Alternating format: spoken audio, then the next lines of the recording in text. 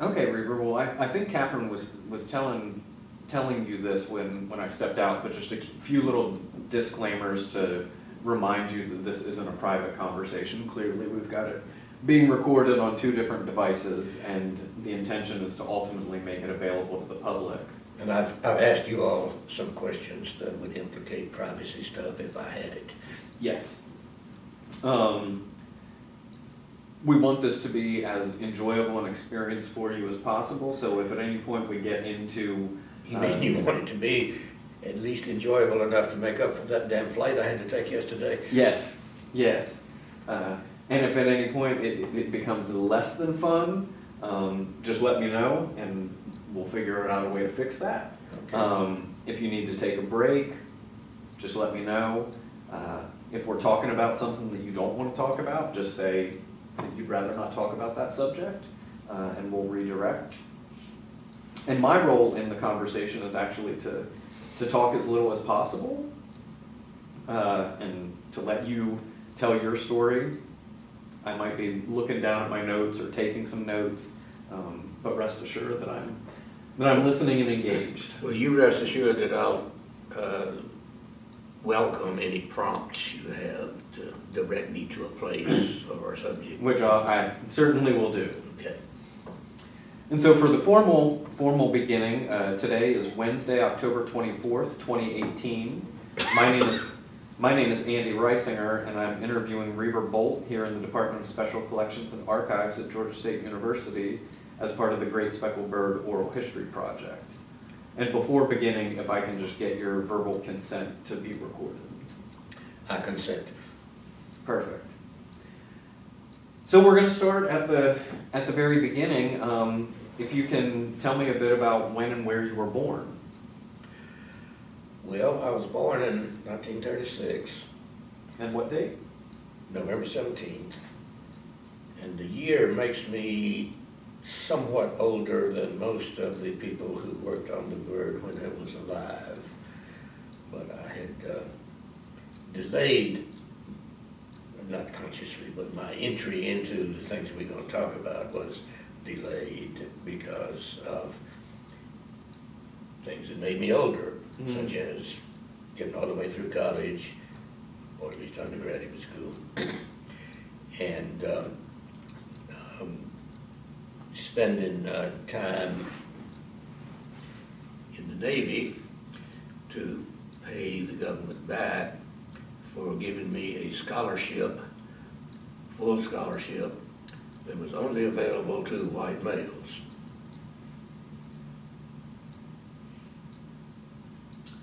And now I haven't completely answered that question. What's the rest of it? So we've got the date of when you were born. Where was it that you were born, geographically? Nashville, Tennessee. And can you talk a bit about your family's background, where they came from, who they were? You can. I'd be interested in your grandparents, your parents. Well, my mother and father are both from Mississippi, Tupelo and Vicksburg specifically, respectively. And my mother's background, first let me do my father's background, that's easy. And identify them by name if you would. Well, my last name is Junior, so there's my father's name. My mother's maiden name was Olivia Weaver. And my father, his father, who I never met, came here, I think, as a child from England. So I guess that makes me a part of an immigrant family. And they were headed, according to family lore, they were headed for Indian Territory, Oklahoma. And I think they actually spent a little while there. And for some reason that I either never knew or don't recall, ended up in Vicksburg, Mississippi. And my mother, her grandfather, was a guy named John Allen, universally referred to as Private John Allen, because when he was in the Confederate Army as a teenager, he only achieved the rank of private. And when he became a politician, became a congressman actually, and when he was on the stump referring to his background, he made sure to say that he was only a private. I think one of the speeches went something like this: "My worthy opponent here, you've heard from him how he was an officer or a colonel or whatever in the Confederate Army, and just want everybody to know, all of you who were officers, you vote for him. All of you who were privates, vote for me."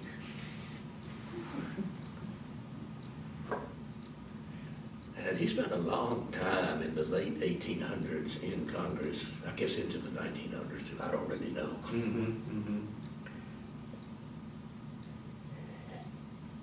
And we still have, or I have on my wall, some Confederate lore about the family. There's little things that this family sent forth to fight in, I don't know, for the South. I don't know what the description was, even though it's right there on the wall. And anyway, sent forth 5 young men to fight in that war. Again, not a quote. And they are, and it lists them, and their last name is always Allen. And just in case this ever becomes an issue, there are various spellings for Allen, but theirs is A-L-L-E-N. Okay. You got your phone going on? Oh, is that me? Now, where were we? We were on my mother's family. Anyway, they remain, here's one. For the books, or family lore, they lived in Virginia at some great level. And they... Is this when Allen was a congressman? No. Okay. I'll get to it. Okay. As they decided to move to Texas, I've never heard the reason. I have never had a pleasant experience with Texas, and I guess they didn't either, because they didn't make it to Texas. Somewhere in northeast Mississippi, they, as my mother tells it, and this is subject to the usual constraints on oral history, except this is double or triple hearsay. Anyway, as she tells it, their favorite slave got sick, and they stopped somewhere around Tupelo to nurse him back to health. And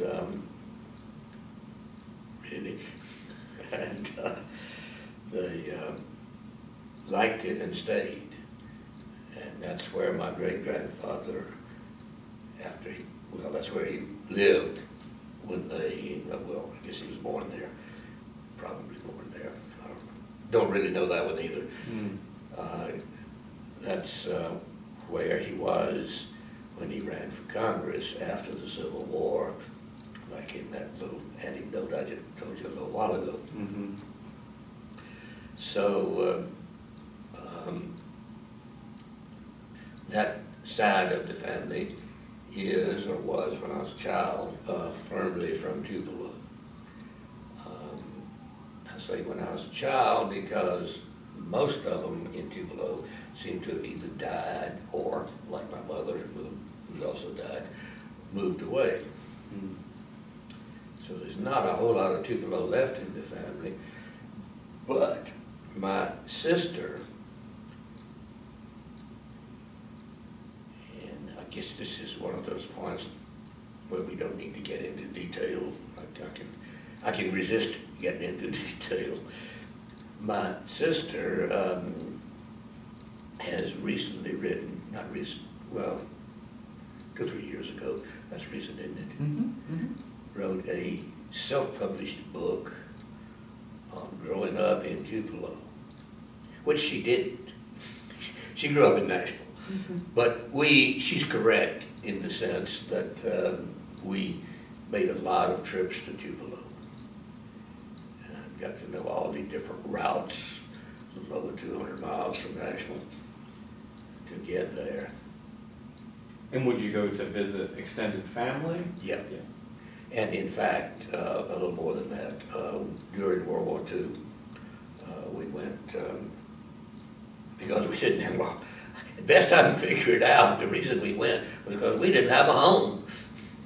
Mm-hmm. My parents rented the house we were living in, both before and after, no, not after, just before, only before the war. And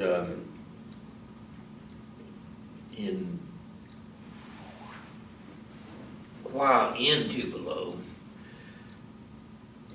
I was in the 3rd grade and attended the 3rd grade there and was taught by Miss Fanny Ware, who was my mother's 3rd grade teacher.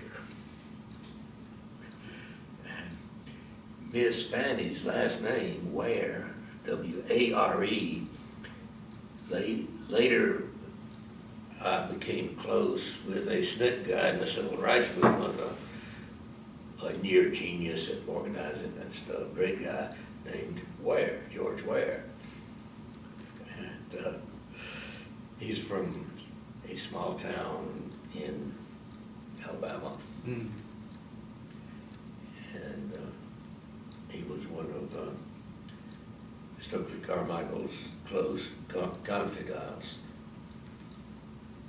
when he and I became good friends with each other. Mm-hmm. When you and George? When what? When you and George became close friends? Yes, yes. Not being Stokely, I only barely knew him, if even that. Mm-hmm. And you had mentioned at some point your mother's family going to Virginia or being in Virginia as well? That was before any of this. They were on the way from Virginia to Texas when my story starts. Okay, so No. My story maybe started with Private John Allen. That was already Mississippi.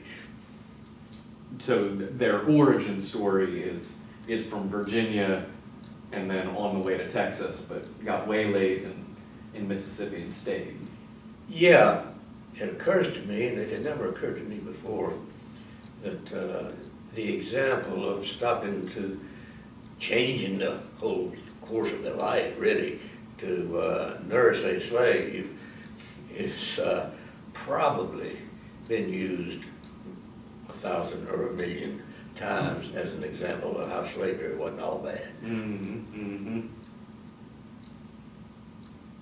And it came down the generations to you.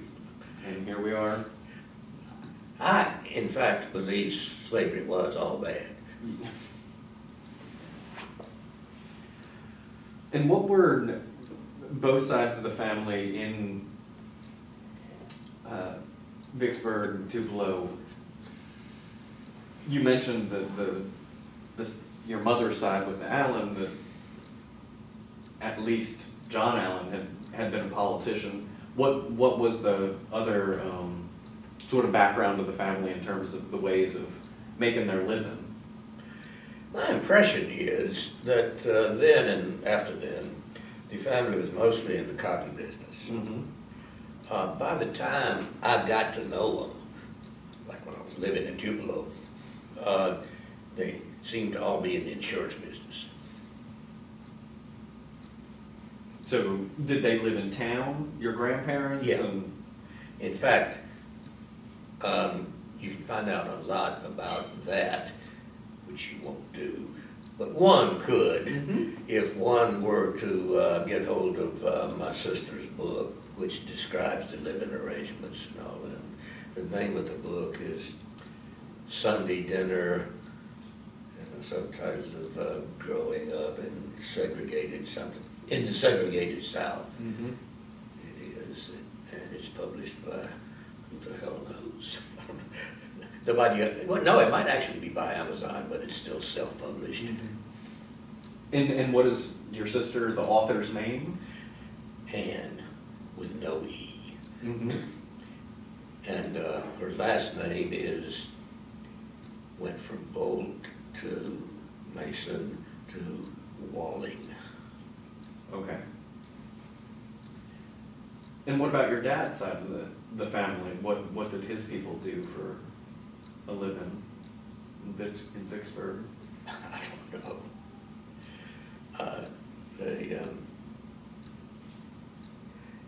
They did well enough to buy a car because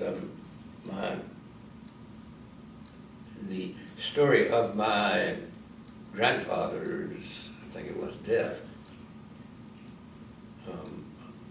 Grandfather on that side of the family, death was that he was a really terrible driver, and there wasn't a curb in Vicksburg he hadn't hit, and he was driving to the Woodman meeting or some fraternal meeting, and died, had a wreck and died.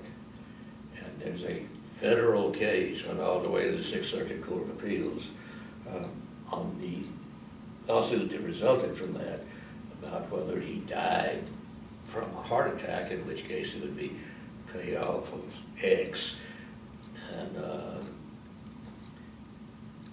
or he died from the wreck, in which case the payoff would be 2 or 3 times X. Mm. But come to think of it, I still don't know what his occupation was. Mm-hmm. As I said, I think I said that, I never knowingly met him. Actually, I'm told that I did when I was very young.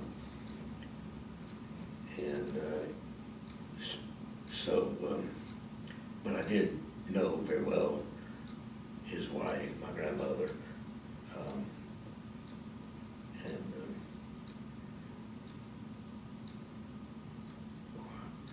This seems too trivial, but I'll say it. Yeah. When I first met her, I think, or shortly after that, she was a house mother for a fraternity at LSU. And my mother and I visited her there a time or two. Stayed in the fraternity house. And much later, when I became a college student, it happened unrelated to that. I joined another chapter of the same fraternity. Oh. And which fraternity is that? Kappa Sigma. Okay. Which later I've learned, after I left, became a cesspool of debauchery and ignorance, and got thrown off the campus of Vanderbilt.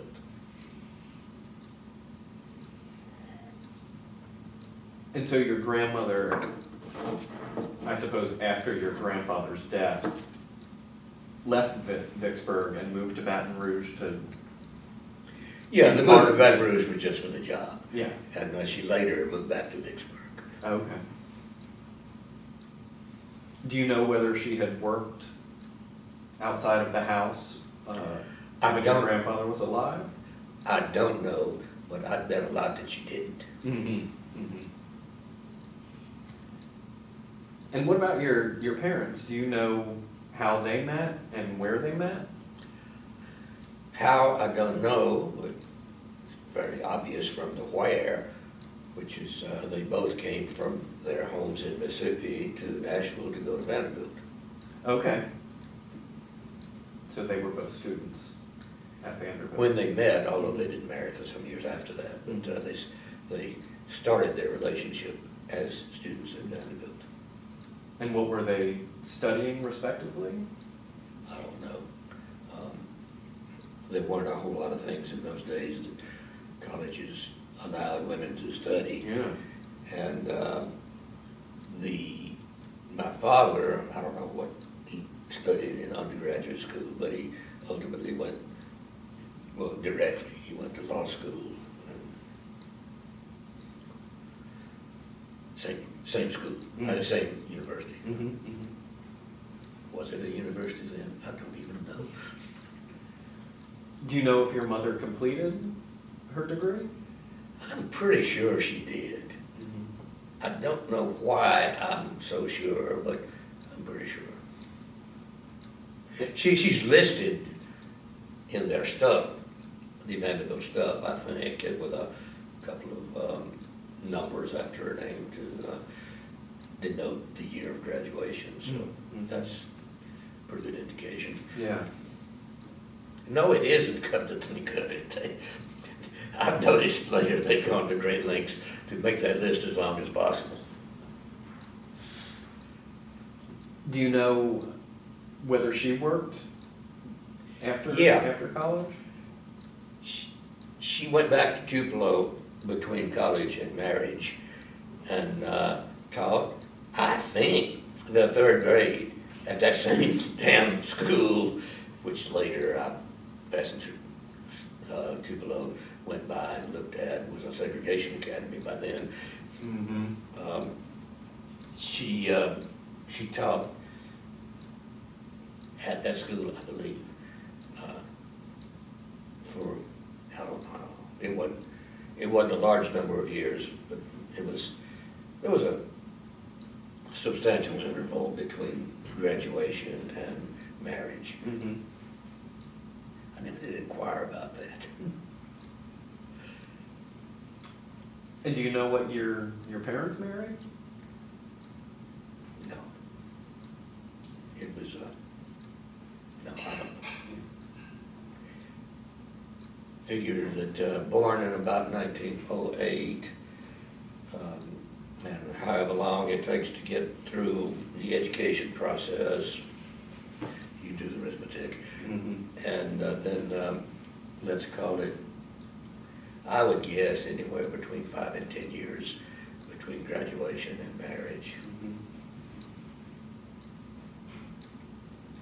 She was from a reasonably large family in Tupelo, had several sisters and brothers.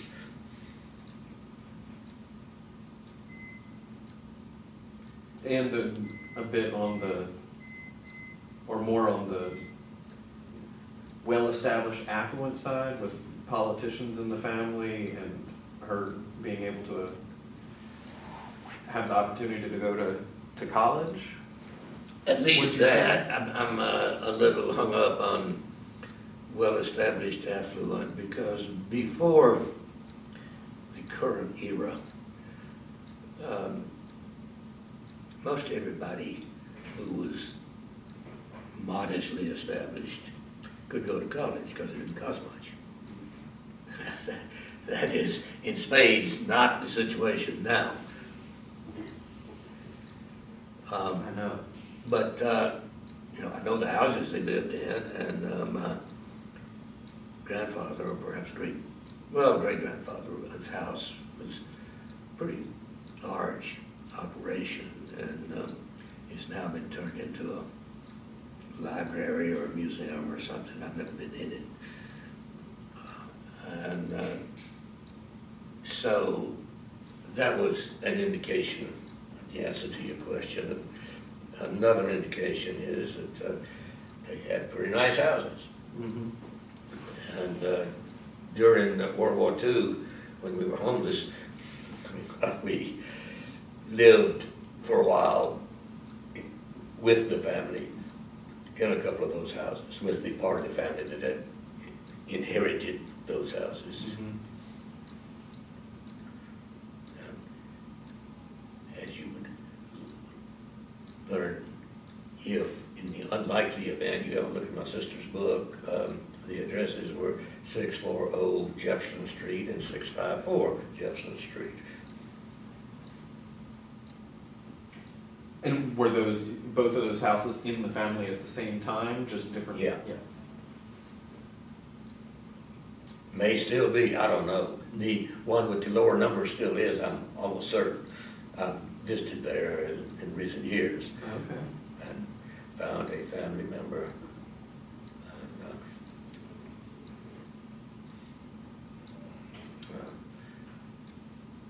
I'll skip that part. And,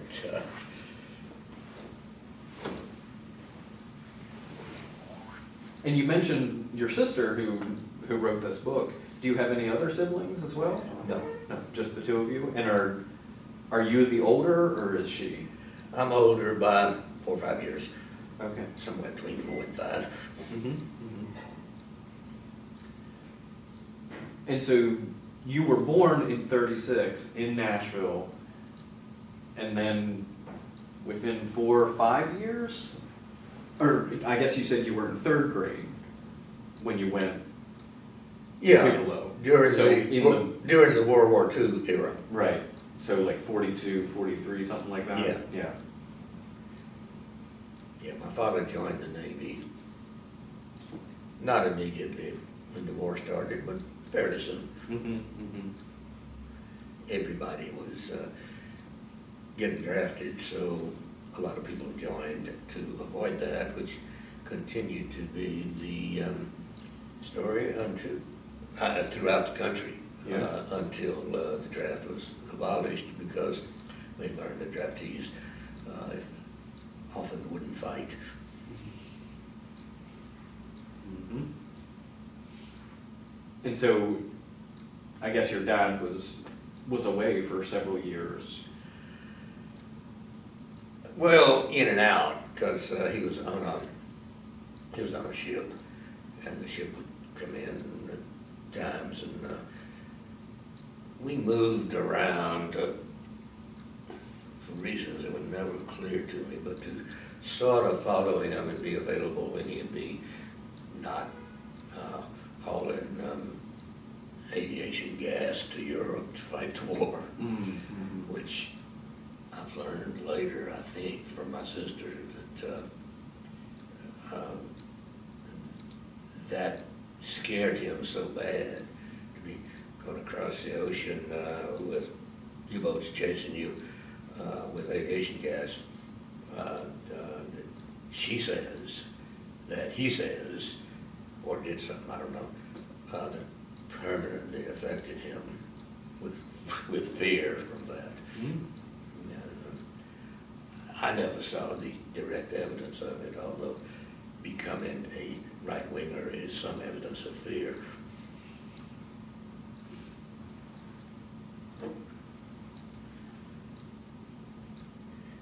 And then once the war comes to a close in 45, and he's able to the family reunites, then you all move back to Nashville? Yeah, I wouldn't quite put it at 45. It's probably the next year, Mm-hmm. because he wasn't released from the Navy immediately on what a VE, no, not VE, but V something day. VJ Day? Yeah, that's it.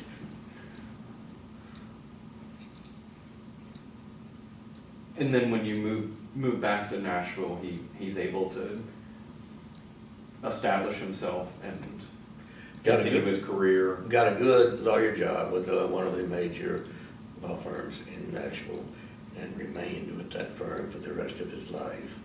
And that's when I all began, because I worked for it too. And then you did your schooling, the remainder of your schooling there in Nashville. Yeah, I started that schooling in the 4th grade, after doing the 3rd grade in Tupelo. And it was well into the 4th grade year. I mean, it wasn't September, it was more like January or February, something like that. And did you live sort of in downtown Nashville, or were you in the suburbs? Nobody who was anybody in those days lived downtown. And my mother and father both were bound and determined to be somebody. And so they got a average house in what is certainly today, certainly then too, one of the nicer suburbs. But there weren't a lot of economic differences in those days. Most anybody could live in that suburb. And what's it called? I think Woodmont is the most commonly used term in answer to that question. We were 3 houses away from Woodmont Boulevard, so give you some geography on that. But it didn't have any name that was commonly used. Like the really high-tone suburb of Nashville was named Belmead, and that was a very common set of words, but there was no very common set of words for this Woodmont neighborhood that we're talking about. Mm-hmm. And the school I started out, if I finished grammar school, was named Woodmont. And we lived only 2 houses away from that. And another fact I learned from my sister's book is that the house seemed satisfactory to my father when he was shopping for houses, but there was a big problem with it that almost killed the deal. There was a family of Jews living next door. But he overcame that and got the house, and the kids, us kids, me and my sister, became close with the family of Jews. Mm-hmm. And then jumping ahead a little bit, it seems to me that when my mother and father lived to a very ripe old age, they outlived almost all of their friends and ended up taken up with a bunch of Jews.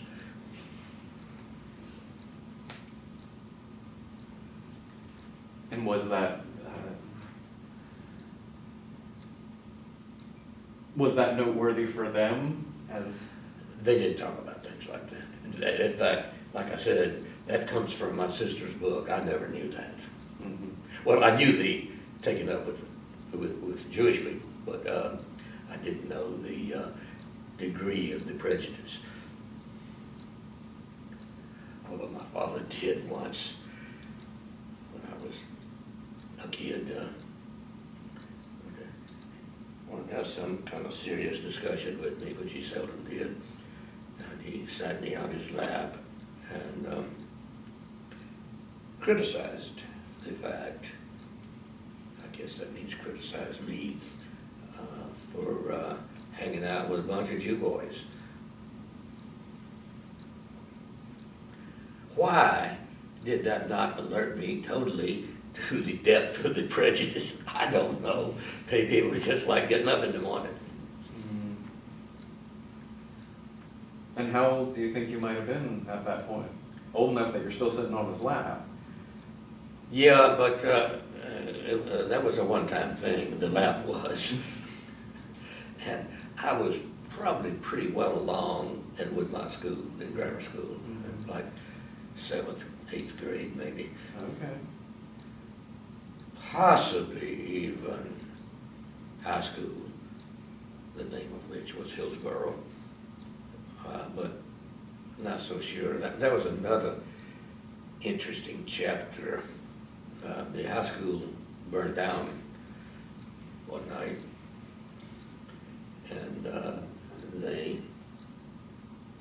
had to make do for a place for its students to go to school, and Belmont College, I'm hesitating because I'm not totally sure it was Belmont College by then. It had been named Ward Belmont as a girls' school, and it was well known in the student circles that when it was a girls' school, all of the broom handles were square.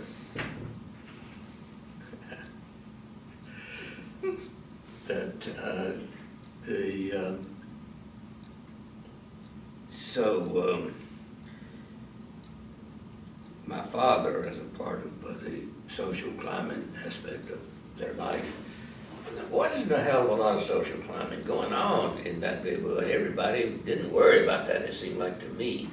But my mother and father did, and so they sent me to a private school, a boys' school. It was one of only two private grammar school, high schools in the city that I know of. And it was Montgomery Bell Academy, totally known as MBA. And I didn't like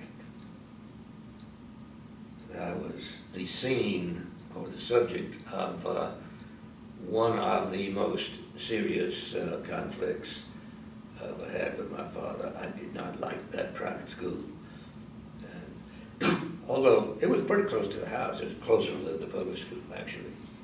And I knew, associated when moved in circles, sort of circles, I'm not sure what the circles are, but with a lot of the students there, was not really close with any of them. Didn't particularly like them, I don't think, pretty sure I didn't like them, because part of my reason for having the conflict was I wanted to go back to the public school. Mm-hmm. And my father put some conditions on it, but allowed it after the end of the semester. I finished out at MBA, and the conditions were, I don't know, nothing that ever amounted to anything. How long did you go to MBA?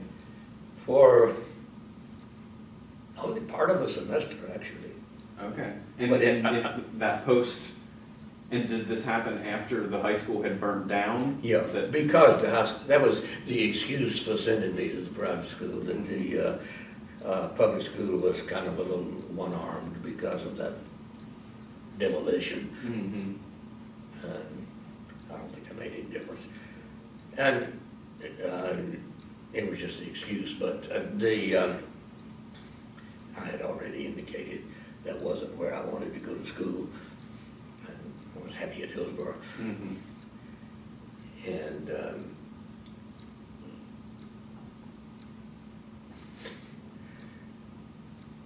when I got back there, I became good friends with a guy who later became a United States Senator, so it wasn't that bad, socially speaking, although my parents didn't like that guy. What's his name? Jim Sasser. And let's see, where were we on, well, I don't think I finished answering your question, but I don't remember the rest of the question. Guide me. We were just talking about your schooling and being in Nashville. And I've already told you the college schooling was, or the undergraduate college schooling was the white males only scholarship. Mm-hmm. Well, before we get there, can you talk about some of your interests as a young person, academically, extracurricularly, what you did for fun? Well, academically, I didn't have fun. It was, but I did very well at it, so we okay there. Mm.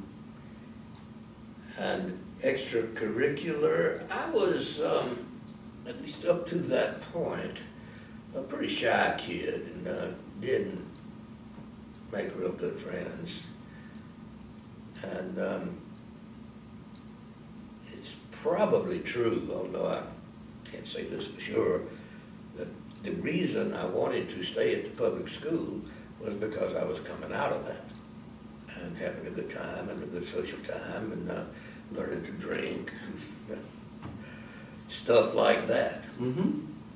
Coming into your own. Yeah. Did you participate in any clubs or athletics? Was your family involved in a church or? Well, with the clubs and athletics, mostly no. except at school, there were a bunch of clubs that met once a week, and everybody had to be in one or two of them. And they never did anything. And it was also pretty much similar to that at Vanderbilt. And one result of that at Vanderbilt was one of the two clubs I had joined, or activities I had joined, was selling ads for the school newspaper. And as a result, I am on the mailing list and membership list for Vanderbilt press people.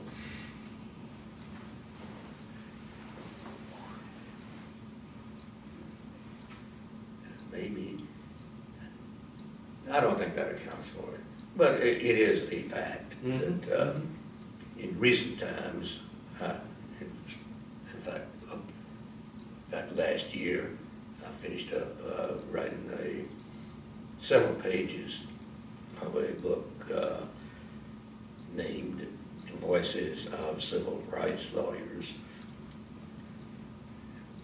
And it was published by the University of Florida Press, which is not exactly its name, but that's what it was.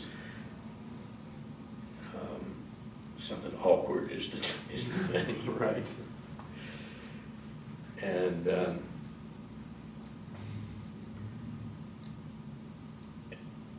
athletics, no, I wasn't real good at athletics. I was good enough for backyard football and baseball and schoolyard basketball, and I enjoyed those, but I was never on an organized team, except spent a brief time without getting into the games on the grammar school football team. I think I played in total maybe 3 plays. Lucky you. Yeah, I don't have head injuries as a result. The funny thing, I don't know what this is not the subject of the interview, but I got to wondering for some reason that I can't recall what happened to a couple of All-American running backs that the Vanderbilt football team had. So I looked it up, and one of them has become a Christian Zionist, and the other one, an Indian guy, was, he killed himself with a gun. It was, I say that without knowing the reason I say it is because I read the only press account that came in my looking it up. It said it was an accident in a motel. And clearly that says to me that was a result of a head injury from the football. He played professionally too. Yeah.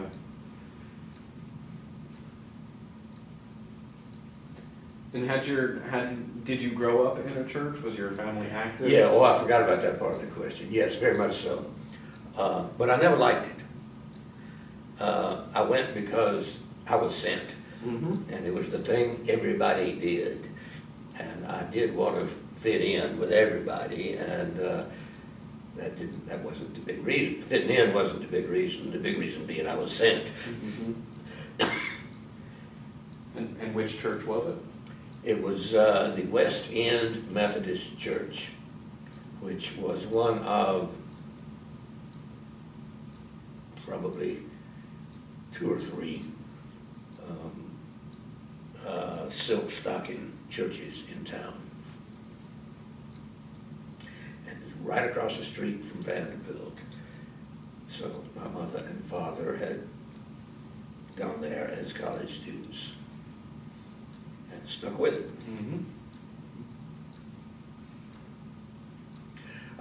Anyway, I went to the Sunday night things, church on Sunday morning sometimes. That's a funny story. And I guess that's about all. The funny story is that I was faced with a dilemma many Sunday mornings. I was given a choice by my parents, or at least one of them, I don't know which one. of either go to the church service. I'd already been to Sunday school.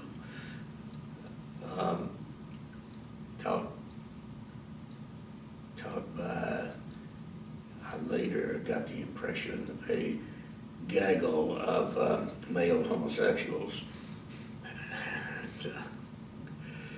And they didn't proselytize us, so I didn't learn it that way. I learned it from National social circles. And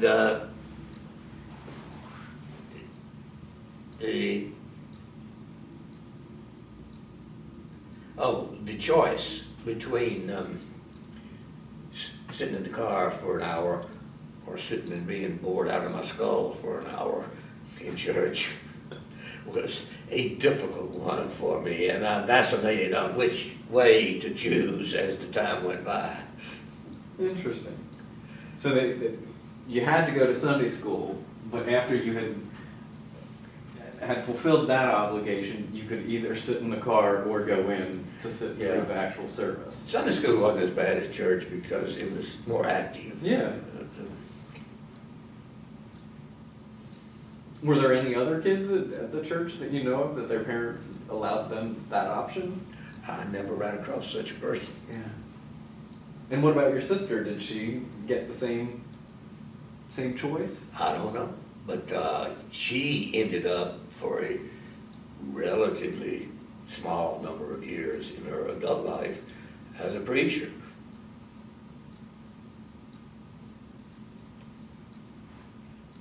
In the Methodist church? No, in the Episcopal Church. Okay. So she was one of the Episcopal churches was one of those high-class churches I was thinking about a while ago. Mm-hmm. And I said 2 or 3. It's probably 3 or 4. There's probably 3 or 4 of them now that I think it through. And 2 Episcopal churches, a new one came up, making 2 in town, and both of them were high-class. Mm-hmm. And this later, I became very close friends with the chaplain, Episcopal chaplain, at the black schools, for the black schools in the area, Fisk, Tennessee State, and that's about it, those 2. And that was a greatly different church experience than any I experienced before that. Mm-hmm. On that topic, can you talk a bit about what your family's interaction was interracially, how much contact you had with black folks in Nashville? Well, it breaks down into several pieces. The growing up piece is there were always at least one black servant in my life, whether in Tupelo or in Nashville. Even when you were a real little kid, like before you moved to Tupelo? Yeah, there's a picture of me that some of my more comically minded relatives, younger relatives, treasure of me sitting in the lap of, as a baby, sitting in the lap of one of the black servants, a black woman named Belle. And Belle, I believe, is also featured in my sister's book. Anyway, there was usually a colored person. And my mother and her family had stuck with that terminology, did stick with that terminology till the day of their death in the household. And they were doing domestic work. Yeah, house cleaning and cooking. Mm-hmm. And there's a lot of that in my sister's book. Yeah, the subject of her book. Yeah.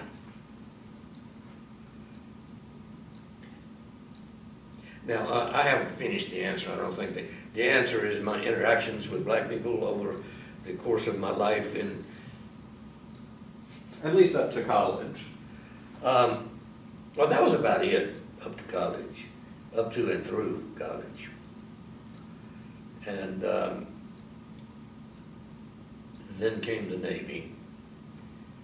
And the Navy was, I think, the last of the big 3 or 4, how you give the credit, services to be fully desegregated. And most of the black people I had contact with in the Navy were, the Navy official term for it was stewards. They were servants, cooking and cleaning again. And several of them had broken out of that at some considerable effort, it seemed to me, on their part to get into other specialties. Mm-hmm. And I wasn't particularly close with any of them. They were all but one were enlisted rather than officers. And that one, I wasn't physically close to him very much, but I did kind of go out of my way to make friends with him until one night I was on my way to a party at his house and had a wreck and never got there.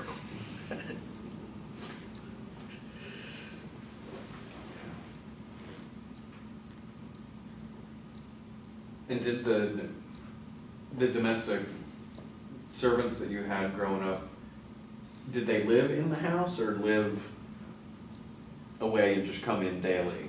Mostly the latter. After I left home, or left the house myself, actually a bit before I left, the family had gotten a newer and bigger and richer house, you know, even fancier, in a fancier neighborhood. I shouldn't say even, because the first one wasn't really very fancy. It is now. People are buying houses there and bulldozing them down and building houses on the same foundation. Anyway, so mostly they were there for the day. And as I think it through a bit longer, it was a bit longer that the family had that house with servants' quarters. It was several years, actually. But most of those years were after I left. Mm-hmm. Anyway, another quasi-benefit of slavery is that my father, there was an old couple of servants, man and wife, who lived there, and my father even provided for him in his estate plan. And this was the house that they had moved to after you? Yeah, and the estate plan was arrived at long after I Yeah, left. yeah. But a couple who had served them for many years. Yeah, Yeah. most of those years being after I had moved out. Mm-hmm. And in your younger, more formative years, did you develop close relationships with the various housekeepers, cooks?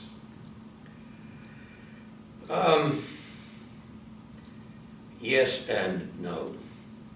They were not the kind of relationships that a person, a kid, would develop with white people.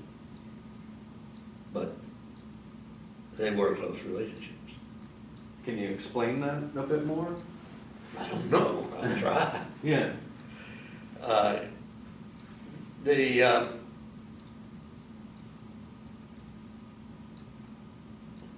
don't know. I guess the underlying factor was, as is so often the case, they were black and I was white. And the closeness of that relationship is of a different quality from the closeness of the relationship between whites and whites or blacks and blacks. And seems to me, if I don't think it through, of a good quality. If I do think it through, it's highly exploitive.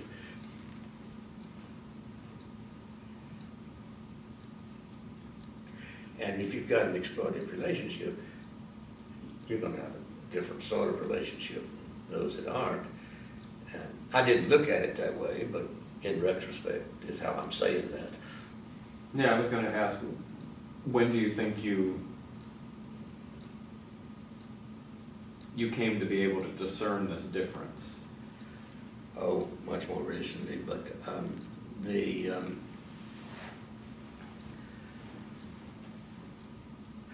I was, you might sarcastically call it, handicapped throughout my youth by not being able to figure out why people discriminate against black people. That just didn't make sense to me. And so I did a few little abortive things to overcome that situation. But not a whole lot, but it was always in my head in some way. And probably, certainly, had a lot to do with my ending up where I ended up on that. Have you thought about what might account for that? Some experiences that you had, or something that you came across that influenced you to drive you towards these experiments? No, not the experimental part, but the actual doing it part, yes. There were a lot of things that drove me to that. The only thing that influenced me on the experiments part was that handicap I had of not being able to understand the problem. And once I did understand the problem, well, doing something about it was a pretty clear path. And do you want to get into any of that now, or is that for later? Okay. I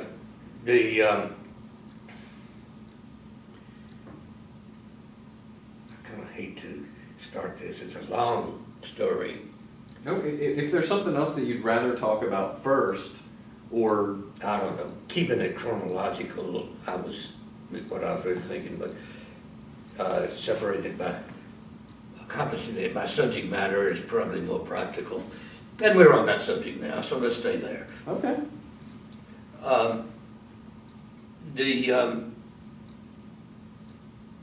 When I went to law school, this was immediately after the Navy, it admitted in my class the, I think, third ever black law student. At Vanderbilt. And you started law school in 1950? See, I graduated from undergraduate school in 58, so I would have started law school 3 years later after the Navy. Okay. So 61. Okay. And again, I was impelled by the justice of the situation, which I could articulate in my brain more clearly by then than I could when I was younger than that. And for some reason that I can't really describe other than related to my disability again, I immediately sought out this guy, and we became very fast friends. And until the day of his death, a good many years later. And what's his name? Tony, well, I'll give you, just for preservation purposes, I'll give you the full name. Full given name is Isaiah Thornton Cresswell, and known as Tony. And they later admitted, while I was still there, the next year actually, admitted a black woman. For some reason, I didn't ever become very friendly with her. It's just that, I don't know, she was out of my circles, Tony wasn't, that we were. And in fact, one of my enduring regrets is I went to a big numbered, like 50th reunion of the law school, and she was there. Tony wasn't because he was already dead. She was there, and I didn't even spend hardly any time with her there. And I really, if I was built that way, if I could bend differently, I'd have kicked myself in the ass. I'd do it right now.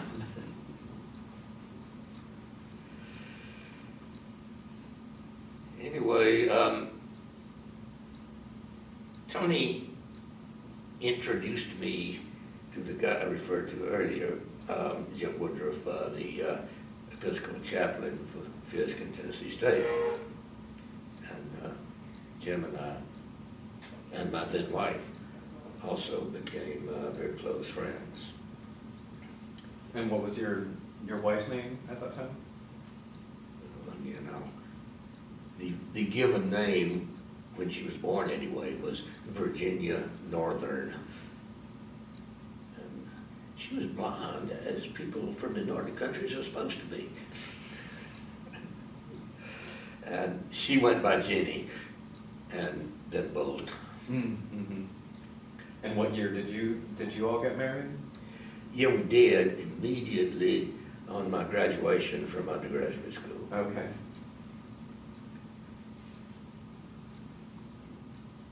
And so, where are we? We are on interactions still. Well, interactions up until, yeah, I think we've covered that. Okay. If you've got any, if I've left out any blocks of time, ask about it. Yeah, we'll follow up on that. It's worth saying to the Jim Woodruff, the Reverend James E.P. Woodruff, I think, certainly James, he became active in civil rights, and had a particularly close connection to SNCC, which led to my having a particularly close connection with SNCC, Student Nonviolent Coordinating Committee, SNCC, pronounced as I did. And that's where I met, for example, a guy I mentioned a while ago, George Ware, and a good many other SNCC people, both white and black. And SNCC at that time was in the throes of its struggles with black power versus integrationism and such things as that. And during that time, they had a legendarily long meeting at which they voted by a one-vote majority. I mean, it passed. The resolution passed by one vote to not have white people in the organization anymore. And most of the time that I was close with those guys was after that resolution was adopted. It didn't make any difference in terms of my relation to them or my relationship to SNCC, except I didn't go to meetings and never had, so that's no problem. And things like that.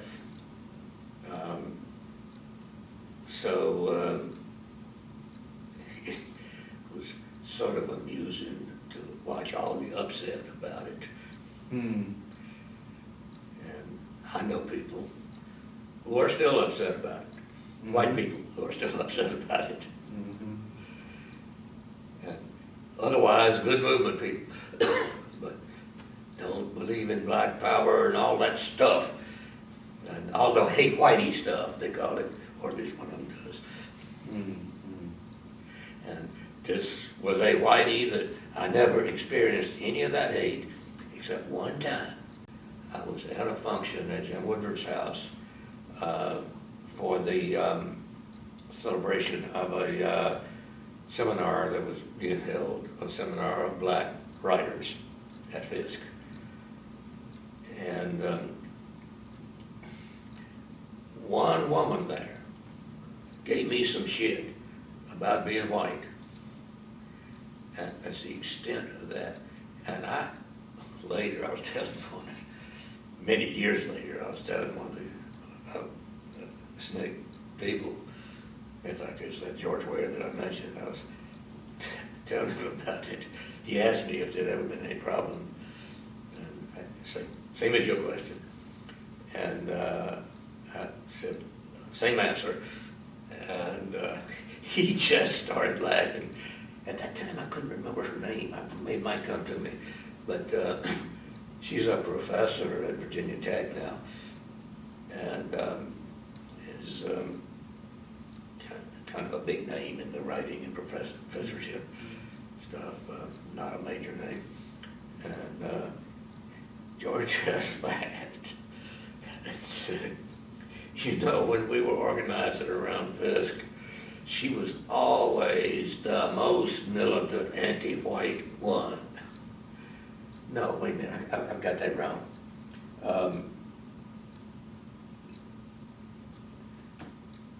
No, I've got it backwards. I've got it opposite. She was the most strongly stated advocate of integrationism, not black power, opponent of black power. In what year thereabouts do you think that was this interaction? Well, still in the late 60s? Because the split was... Yeah. It was, my life at that time was in roughly 3-year segments, 3 years, 4 years in undergraduate, 3 years in the Navy, and then 3 years after that, which included my time as working for the ACLU, and moved me to Atlanta.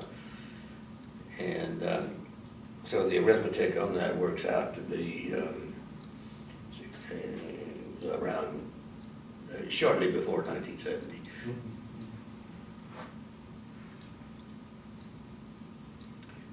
Now, where are we? We are at a place, I can say, that my legs would like to stretch out and stand up. And that machine over there won't catch me if I stand up. Right, you want to take a break and... Let's take a short break. Yeah. Okay, so we just took a little break and are now coming back. And I have lost all of my thoughts that occurred to me during the break, but let's try. Well, we had been talking about SNCC and the split within SNCC, and your recollections of that and perspective. Yeah, I'd add several things to that, but the one that's in my mind right now is that my friend that I've referred to a few times here, George Ware, was one of the chief architects of Black Power.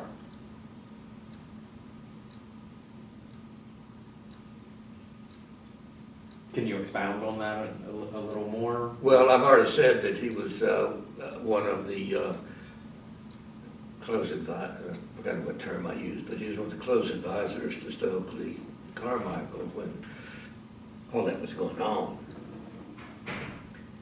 And the only further expounding I have is that it's just like you and I have both said, it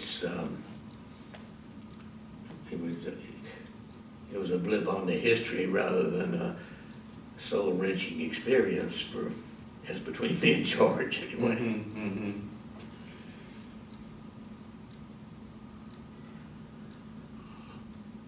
And about how old was George in relation to to you and to Stokely and sort of, as you Well, describe him, in sort of advisory role, or? Yeah, I don't know. No, yeah, advisor is a word I got from George on this subject, so it's not probably the word I would have used, but one of the inner circle for sure. Mm-hmm. And he was clearly of Stokely's generation. I don't know about his age, Mm-hmm. but of that generation. Okay. Everybody, except me maybe, was of that generation.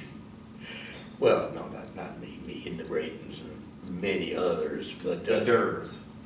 Virginia Durr. And Clifford, yeah. And Clifford, right.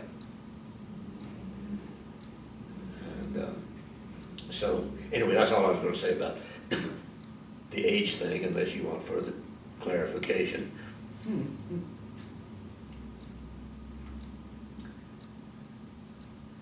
Anyway, George died a few years ago.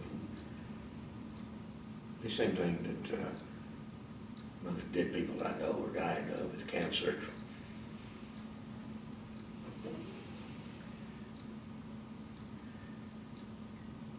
Yeah. It probably outranks, so far, it probably outranks global warming as a creator of death, but maybe won't keep that perch for much longer. Seriously, yeah. Did you want to continue on now talking about SNCC and sort of civil rights stuff, or would you rather go back sort of chronologically and pick up where we had been? Well, if you can get back in time, I'll go with you. Okay, I'm. If you'd rather stay where we're at in time, I'll go stay there with you. Well, let's travel back a little bit, and I think we can segue pretty easily.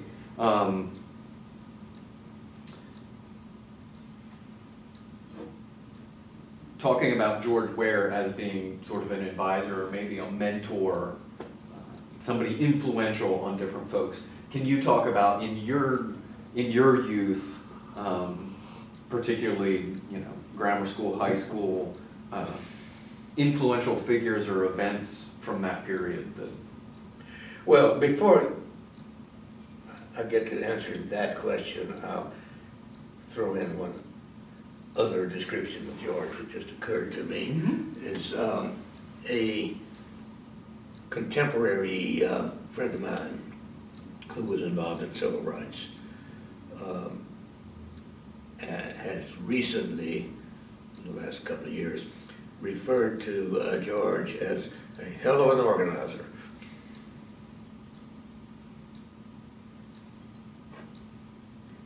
Now, your question was? Some influential figures or events from your formative years. And they don't have to be in the same vein, although they may be, but like just sort of what made a mark on you as a young person? Okay, well, we discussed a bit on this record and more off this record, Bob Zellner. And I point to him as an example of a person unlike me.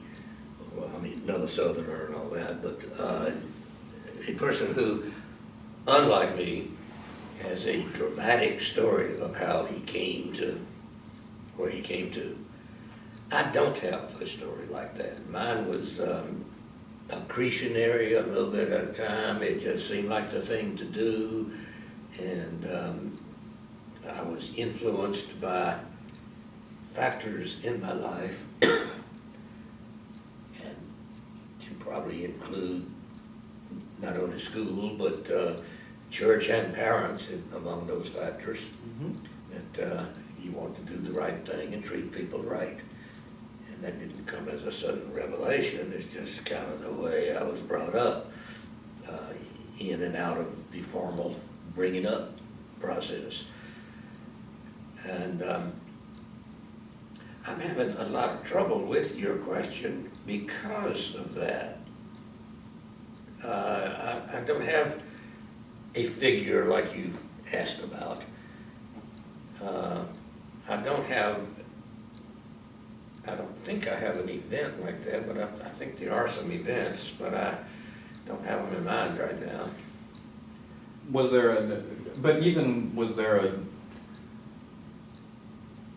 a school teacher or, you know, a club that you belong to, or maybe your parents, that as you were growing up, they just played a really formative role in teaching you something or giving you a perspective, or maybe not?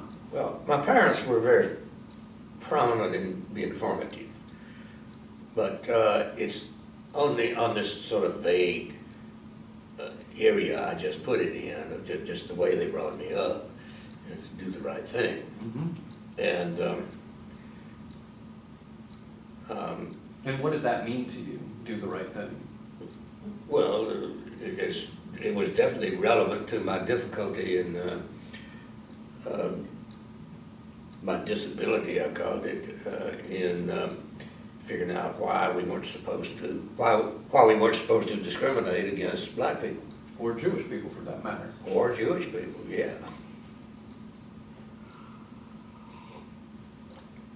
But obviously, I didn't apply it the same way my parents intended it. And again, I'm stumped to give you a mentor or an event. Mm-hmm. I've already mentioned Jim Woodruff. I wasn't really thinking about it at the time, but in retrospect, he was an important person in my life. And he too is dead. Drug related, I think, I've heard. How long ago was that? I don't know exactly. I heard about it. I asked about him, actually. Probably 4 or 5 years ago. Mm-hmm. And it was at some point before that. Mm-hmm. 4 or 5 is more indefinite than it sounds. So, I don't know. I don't have anything in my head that carries me any further in answer to your question. And it's a question I've thought about, and the reason I know that Bob Zellner and others have had these experiences is because the veterans of the Great Speckled Bird and of one of the civil rights organizations, SSOC, Southern Student Organizing Committee, have referred to these revelatory, spectacular events as changing their thinking, and I never had one, but it's prompted me to think about it and fully realize that, as far as I know, I never had one. Mm-hmm.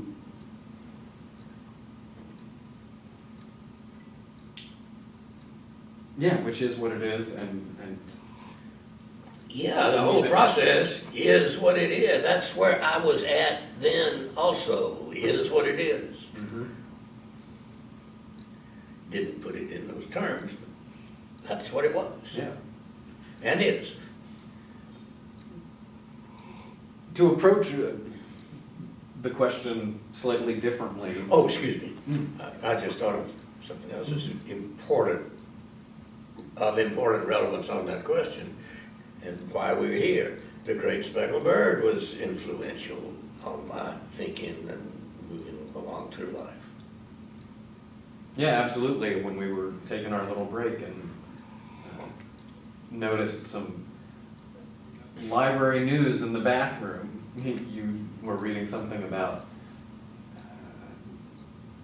It was coding addresses. Yeah, analyzing, coding, something like that, of lists of addresses. And you commented, reading The Great Speckled Bird made me pay attention to this sort of stuff. Yeah.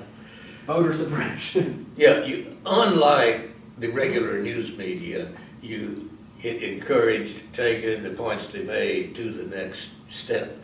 Mm-hmm.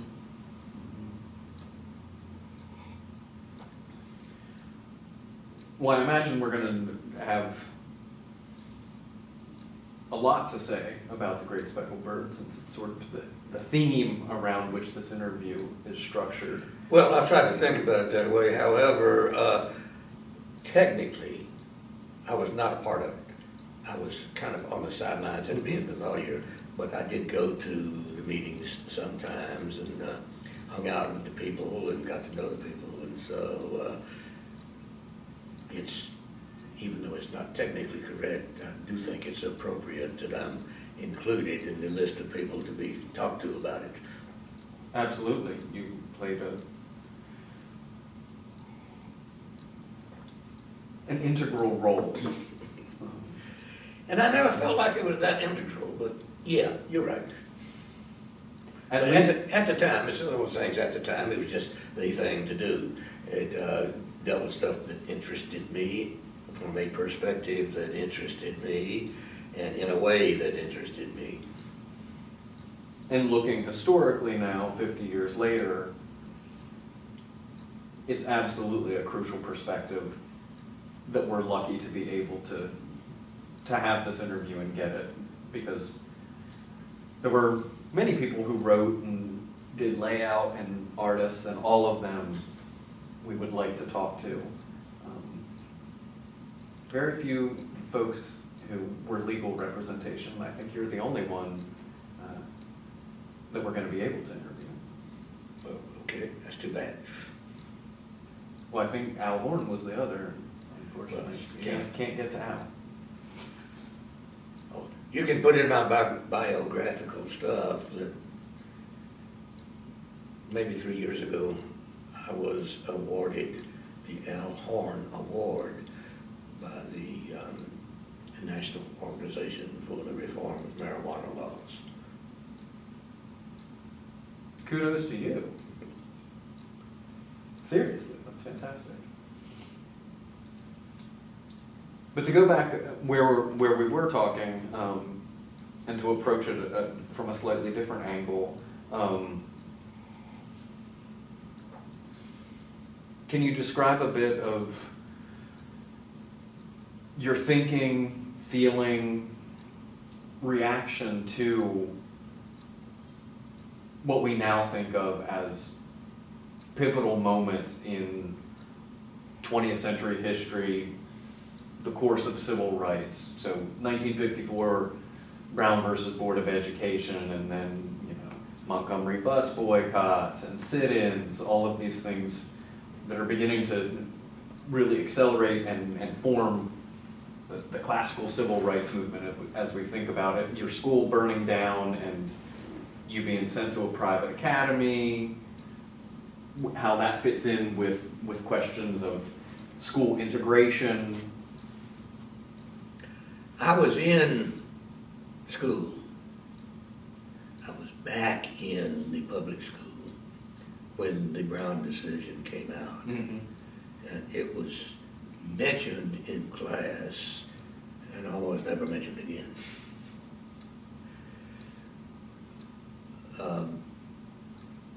My And father, was it mentioned objectively of this is something that happened, or was there a tone to it? it was mostly objectively. There wasn't a lot of, there wasn't any drumbeating in favor of it, and there was not a lot against it.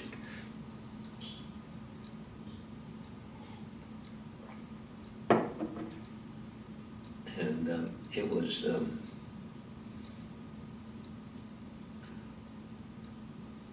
well, if this is the appropriate time to mention it, it was in my formation. I'll mention this. My father, a lawyer, was called on by the school administration, public school administration in Nashville, to keep the schools as segregated as possible for as long as possible. And he felt that I'm sure, I don't, he didn't say this, but I'm sure he felt that was a righteous cause. Absolutely certain.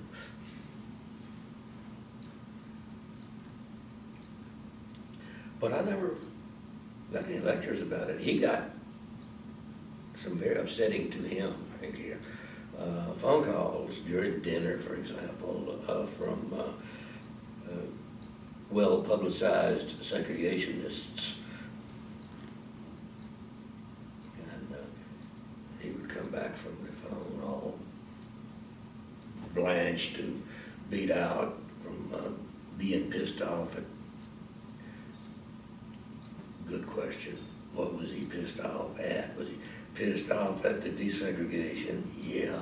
Was he pissed off at these assholes who were calling him and giving him shit? Yeah. And so how all that fits together, I won't give you a yeah on that one. Yeah, I don't know.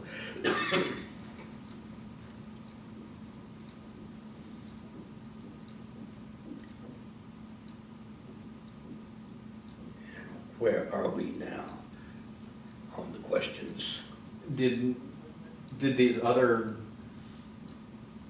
civil rights activities, early civil rights activities, did they register on your radar that there were the freedom rides happening, the bus boycotts, the sit-ins as you're in college, in the service? Yeah, I think it certainly registered on my, not saying, it certainly registered on my radar. Did I do anything about it? That didn't register so much.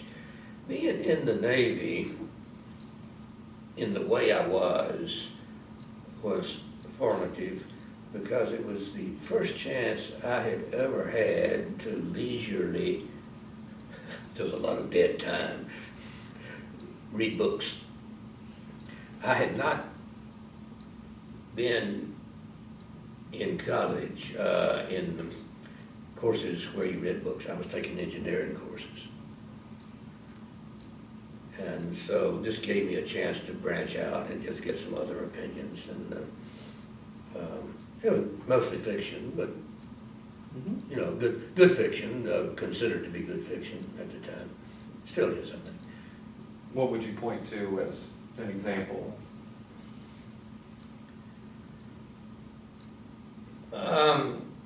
This is not exactly an example of that, but a friend recommended that I read 2 books.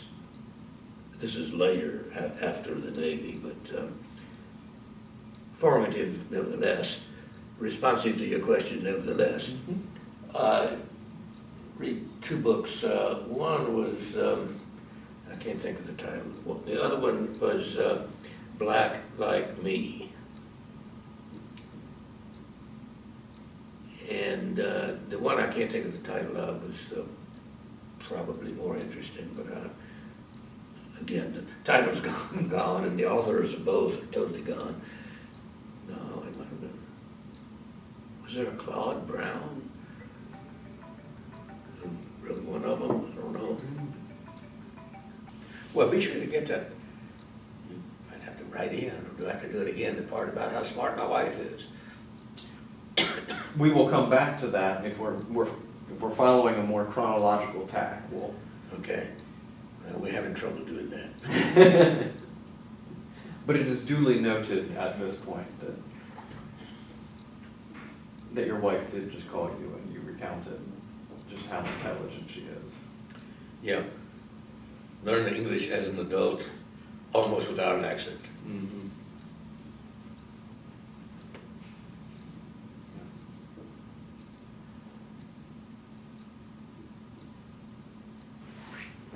So we were just talking, and you were mentioning a couple books that you read that were.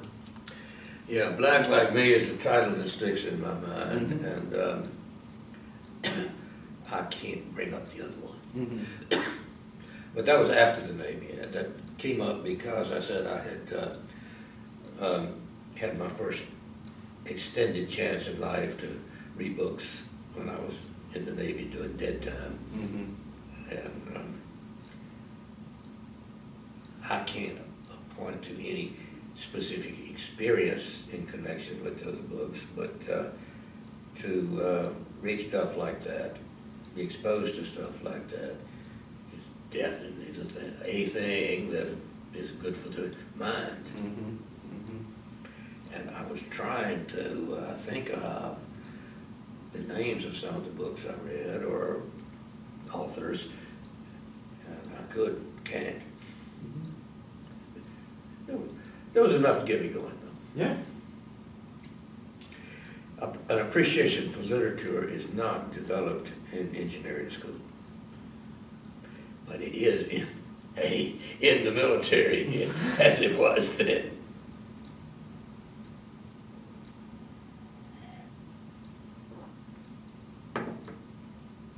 Which is really interesting to think about. Yeah, the draft, the abolition of the draft changed a lot of things.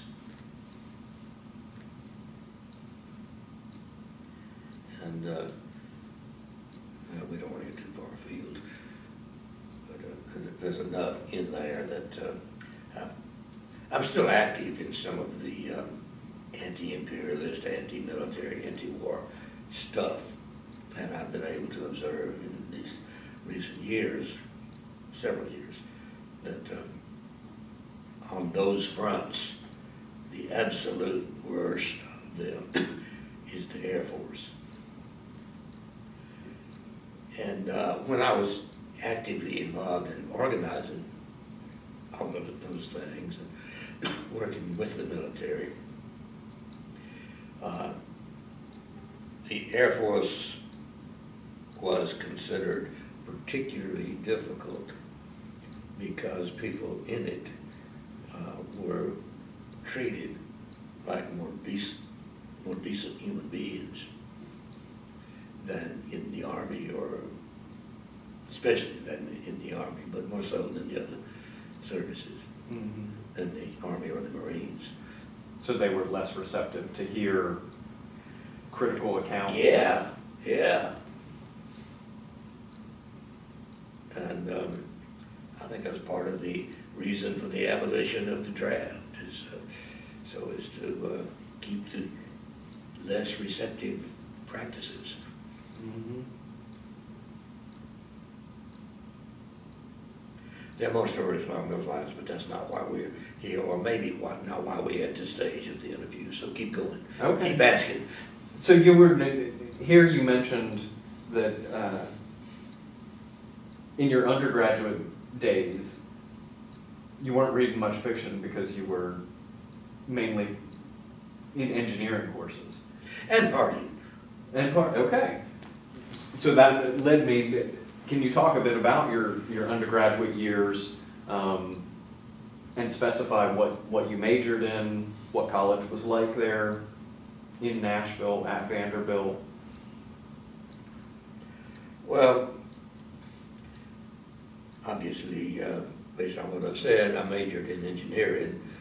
Within that, a subspecialty within that was mechanical engineering.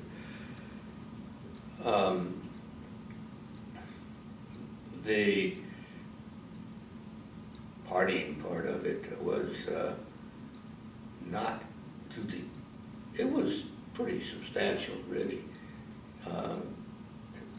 but not to the extent that the news tells me it is today, and probably not to the extent that my old fraternity was kicked out of school for.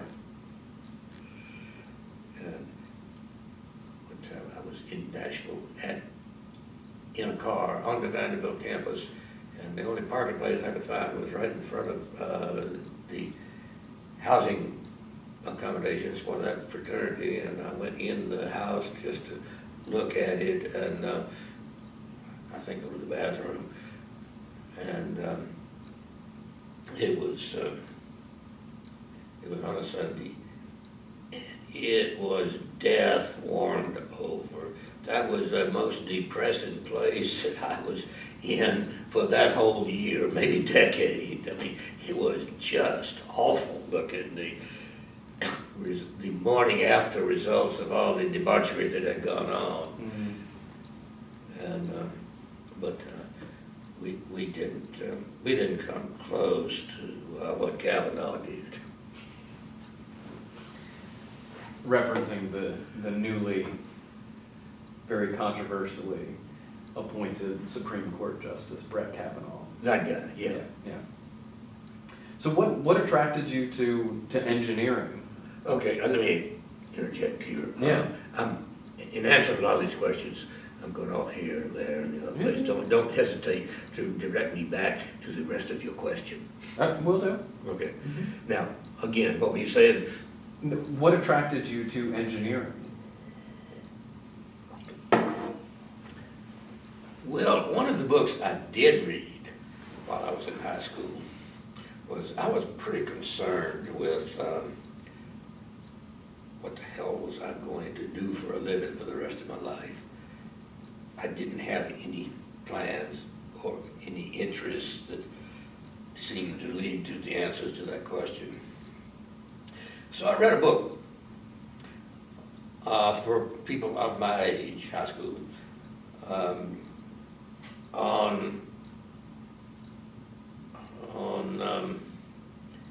aptitude, I guess. It was a little broader than that, but we'll stick with that word for now. For lifetime occupations. And it was clear to me then, not so clear now, it was clear then that I had an aptitude for things mechanical, or let's just call it things mechanical. And so engineering, and then sometime after that, the subspecialty of mechanical engineering was what I did.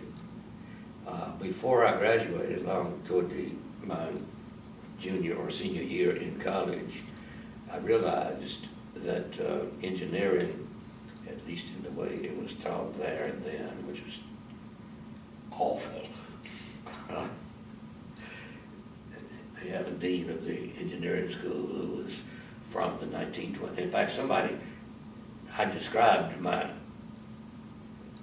curriculum in engineering school to somebody who was in on the system, and he said, "Oh, that's the way they did it in the 30s." Anyway, You were doing it in the 50s. Yeah, Vanderbilt was. Yeah. And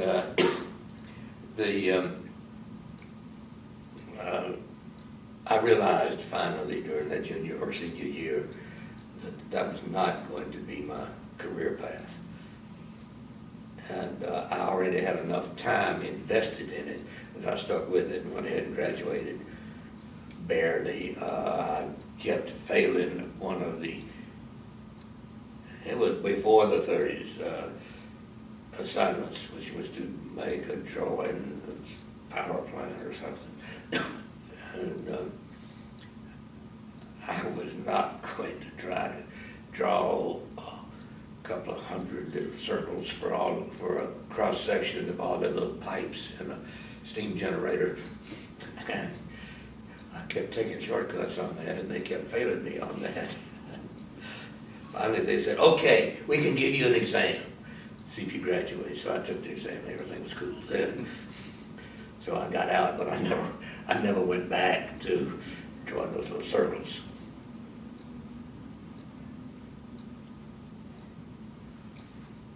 And what was the social atmosphere? You mentioned there was a lot of partying. The social atmosphere at Vanderbilt at that time, and I don't know about since then, at that time it was, I told you something I did know about that time, about death warmed over. But the social atmosphere was fraternity and sorority. Unlike most schools, a substantial majority of the undergraduate students were members of those clubs. And so I thought that's the way it ought to be. Hey, we're better than everybody else. We've got everybody in these clubs. Mm-hmm. You asked about clubs a while ago. There's the main one. And did you live in the fraternity house? And Both. But I stayed at my parents' house for somewhat of a little bit of a majority of the time, I guess. Maybe a substantial majority of the time. And I spent at least a year. I can't keep quite all the times. About a year living in the fraternity house. In a room, me and a friend, mainly the friend, fixed up, made into a bedroom rather than part of the attic.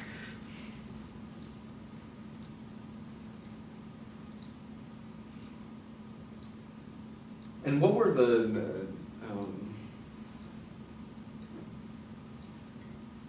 governing structures on campus, particularly for living on campus, for men and women? I know, like, during this period, this is the time of in loco parentis policies and strictures. Yeah, women, if they were going to go out with shorts on, they had to have raincoats over.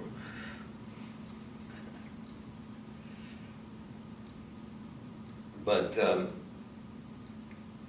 the living arrangements were, all the students from out of town were, I think, required to live in a dormitory. And after that, kind of allowed to be kind of on their own.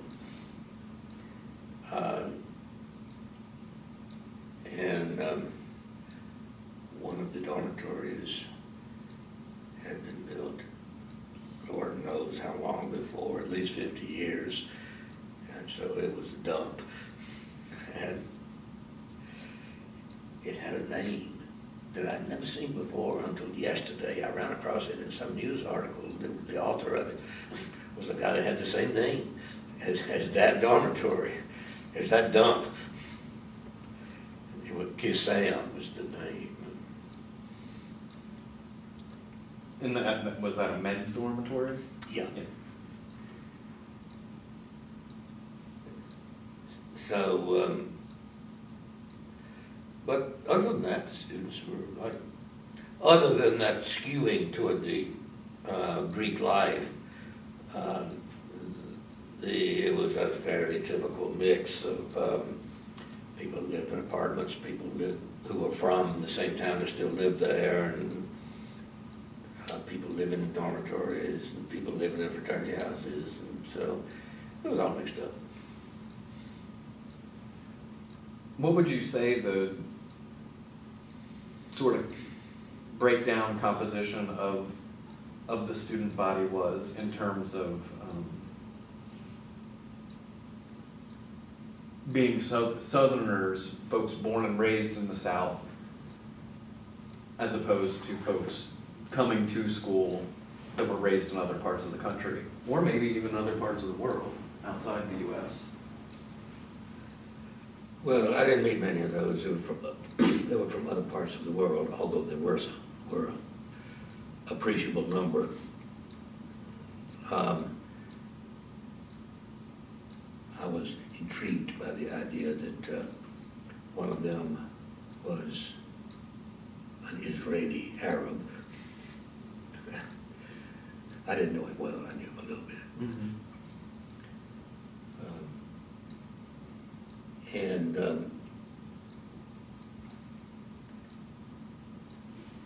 Ask me that question again.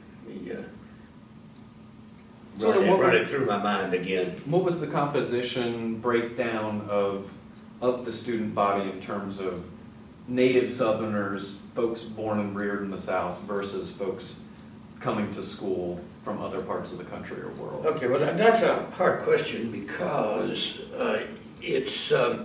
it was changing from a predominantly Southern and even in some senses near predominantly local set of students. And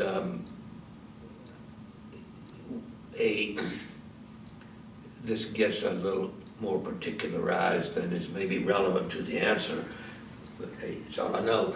And after I got out of the Navy, I didn't want to know. I mean, I didn't know. Still didn't know what I wanted to do for a living. And so, heavily influenced by my father, I went to law school.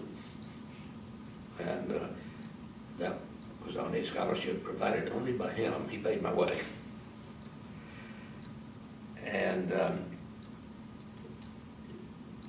a friend of mine, a little older than I was, who had been to law school and was out and was working for the university at the time, a guy named Gilbert Merritt, and he later became a long time until present judge on the Sixth Circuit Court of Appeals.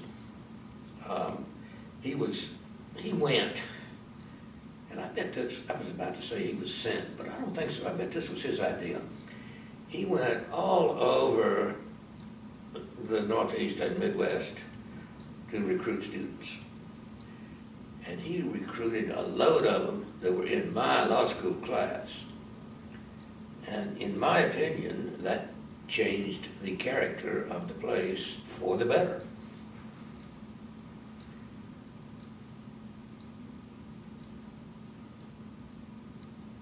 He probably even recruited Tony Cresswell, although I've never asked him about it. Mm-hmm.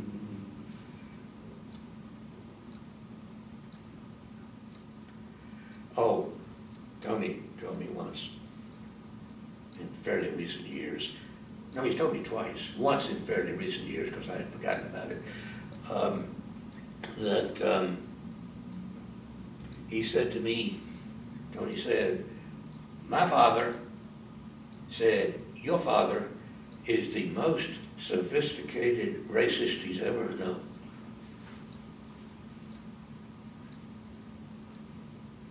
How did his father know of your father? My father was prominent in the white community. Tony's father was prominent in the black community. And the twain met every now and then. Mm-hmm.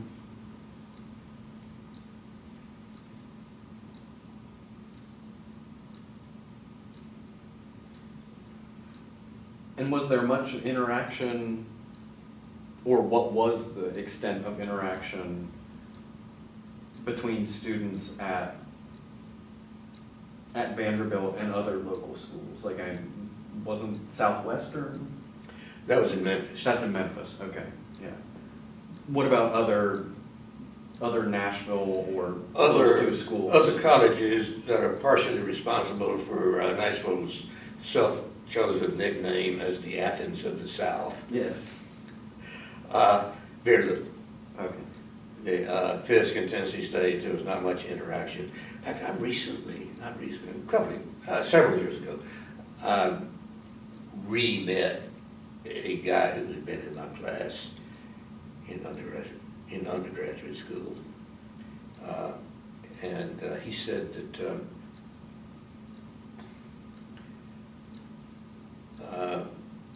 he told me one of the few stories I ever heard of such interactions. He used to go over to Fisk and go to the art gallery and look at the paintings.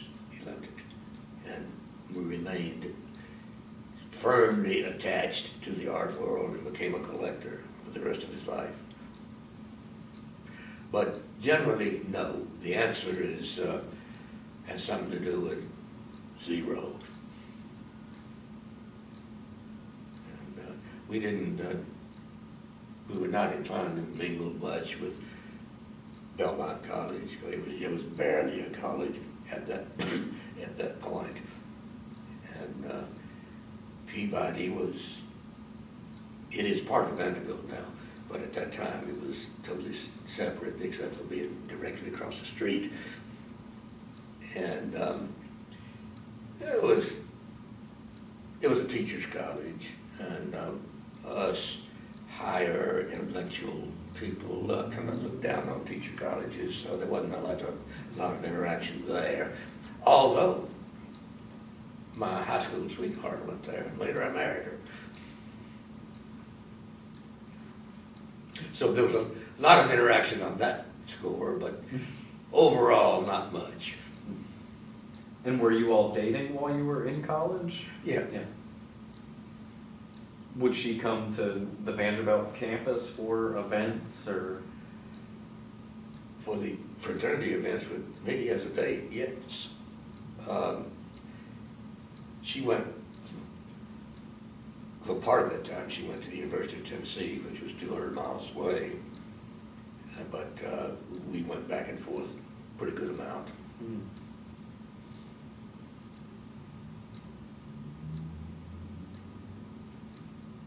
And so after you graduate college, you still weren't exactly sure what your direction was. But No, I had you enlisted in the Navy. No, I had the next 3 years of my career laid out because I had enlisted in the Navy. I had been given that scholarship for white males that I told you about that was given by the Navy. Not given, but awarded. And so I had those 3 years, which, for reasons I've already described, were pretty formative.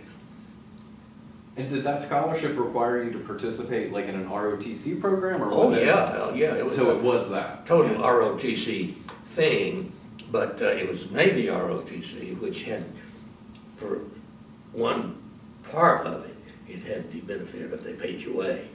For another part of it, they did. For another part of the group that was in the Navy ROTC, they didn't pay their way. So there was that class divide, I guess, between those who were on scholarship and those who weren't. But one of those who was on scholarship was the friend I was telling you about, who became an art collector as a result of his trips to Fisk. Mm-hmm. I don't know whether I should say this or not, but I'll say it and let you all figure it out. It may be relevant that he's Jewish. Or was, he's dead now.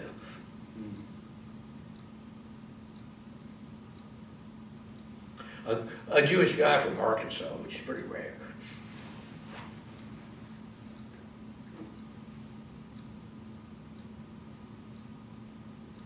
I always thought so, until I met a Jewish man from Arkansas as well. It's probably 10 or 15 years your junior, but. Yeah, we had a thing that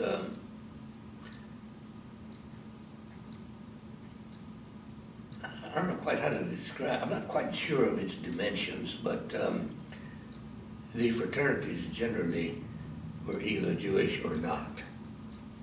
And the non-Jewish ones did not take in Jewish members. And while I was there, mine decided to take in a guy who was something less than 100% Jewish, probably half Jewish, and probably went to the Presbyterian Church. I don't know. But by blood, he was at least half Jewish. And my friend that I was telling you about, that I rekindled, guy from Arkansas, that I rekindled relationships with later, said another fraternity did something similar to that, another non-Jewish fraternity did something similar to that, with a guy who really didn't make it because he kind of didn't fit in, but my friend was assigned by whatever powers does these assignments to sort of mentor that guy, so they became close. And finally, I think the conclusion of, well, the climax of the story I'll give you later, but I think the conclusion is that that guy, probably the reason he didn't make it very well was because he was from a wealthy family in Atlanta, which I'm sure had a good deal to do with his being so accepted by a fraternity. Wealthy, that is. And he turned out to be gay. And the conclusion is that, well, I guess I already gave you that. And he didn't make it through. Didn't make it. He might have been one of them. He might have killed himself, I'm not sure. I don't think you should take that as a historical fact, but it was sort of, whatever it was kind of catastrophic for that guy. Sandy told me. My Arkansas friend told me. Mm-hmm. What was Sandy's full name? Sanford Besser. And do you know the guy's name from Atlanta? Yeah, the prominent family was rich, like the department store. Ah. Or so Sandy told me. I mean, I've never met the kid we're talking about, but. Do you know which Rich it was? Which son? No. No. Because there was a Michael Rich that. I don't know, could have been. But I'm not sure what his age was. Interesting.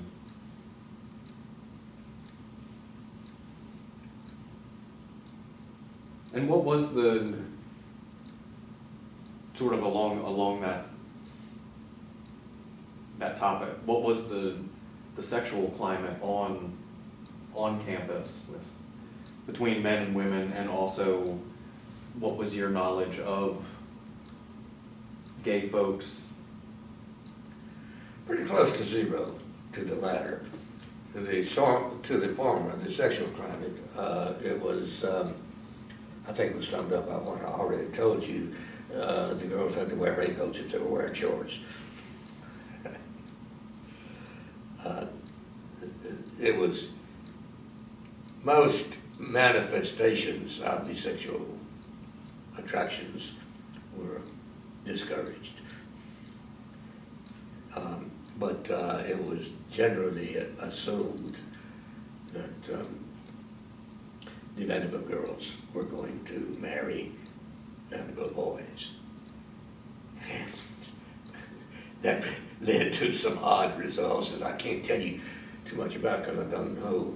I didn't stay close to most of those people, but the odd entry into it is that the admission standards for girls were way higher than for boys. Most boys with average or above intelligence were able to get in, and it didn't cost much.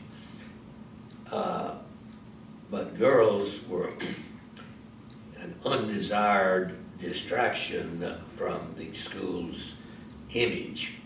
So they only allowed about, I think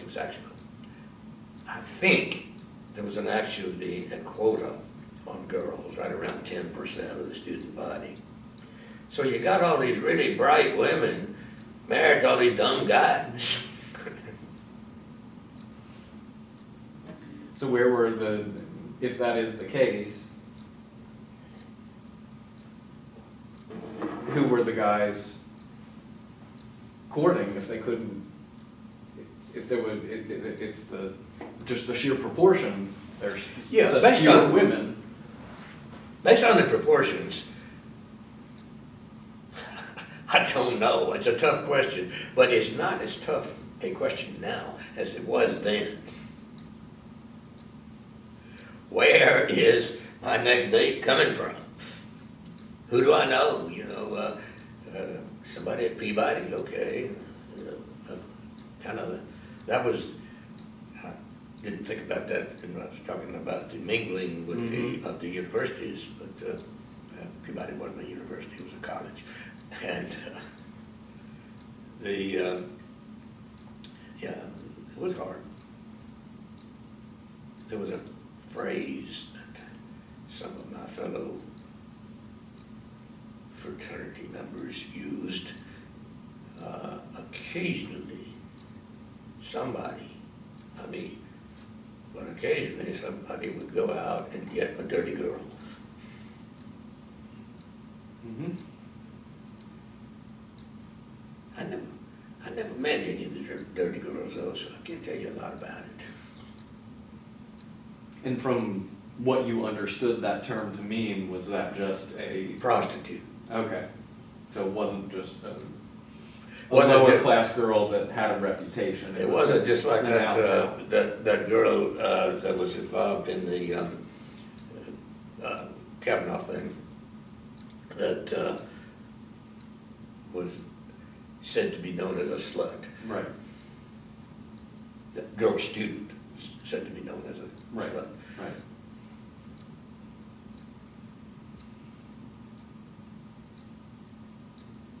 And I think the talk of dirty girls was much exaggerated. Because like I say, I never saw one. And that being the case, and the fact that there were very few women fellow students on campus, do you think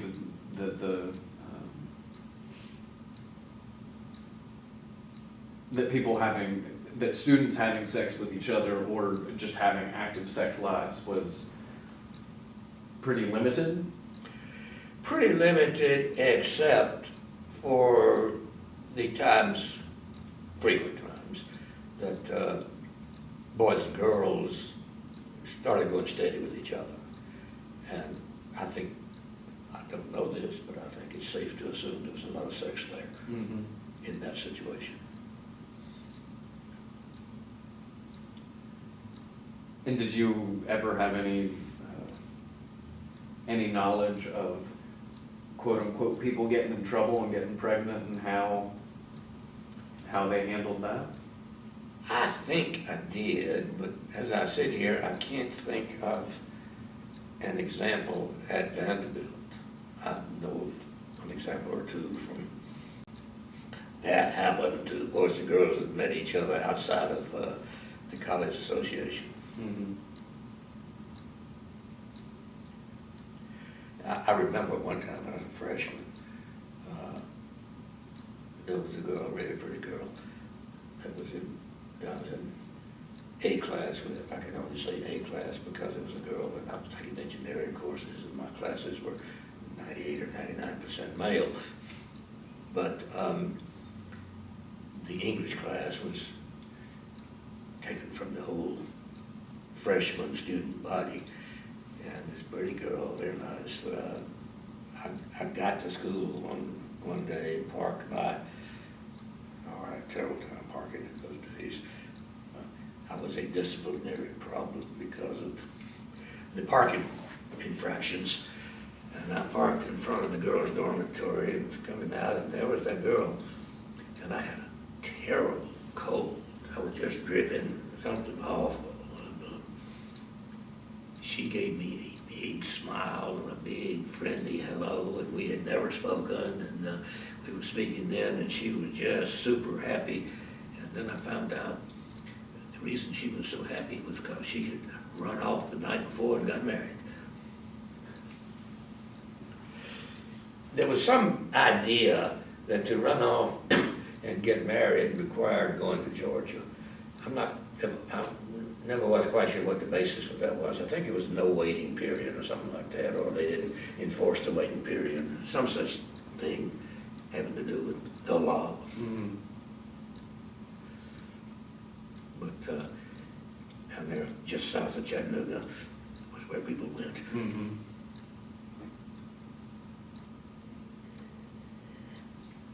And I'm sure some of the reasons they went there are in direct answer to your question.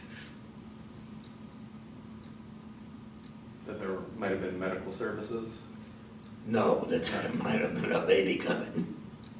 Oh, Those okay. medical services were not talked about.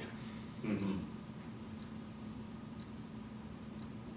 And as I mentioned, before we got in this room, I was one of the lawyers involved in the first successful anti-abortion case in the Supreme Court.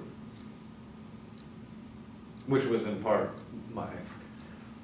prompted me to ask what you knew of this in your earlier years, but we'll get to that Okay. in due course. Oh, I thought we just did. Anyway, go on.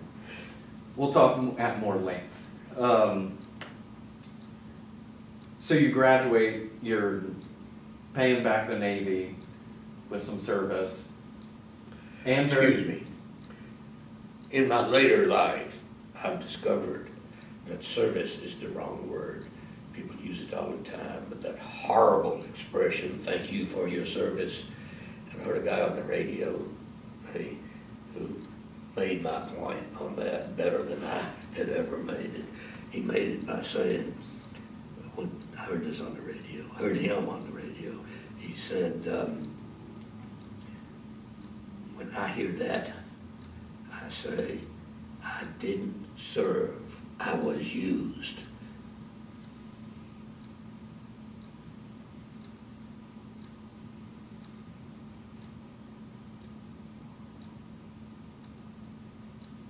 puts a different spin on it. So as you were being used in the service immediately following graduation, and you were a fresh newlywed. Yeah. Where were you stationed? And was your wife able to be with you? Except when I was at sea or overseas on the ship. Well, let's put it this way. I was on ships the whole time. I was on several different ships because they took the first one I was on, they took it out of commission because it was so damn old.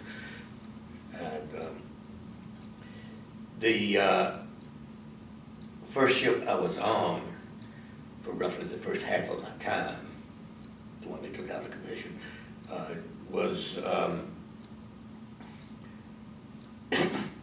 back up for a minute, all of the ships were destroyers, which were small ships that bounced around a lot and were much less formal in terms of militariness than the big ships were. And I knew that going in, so I asked for those small ships. And the first one was, its home port is what they called it, was Newport, Rhode Island.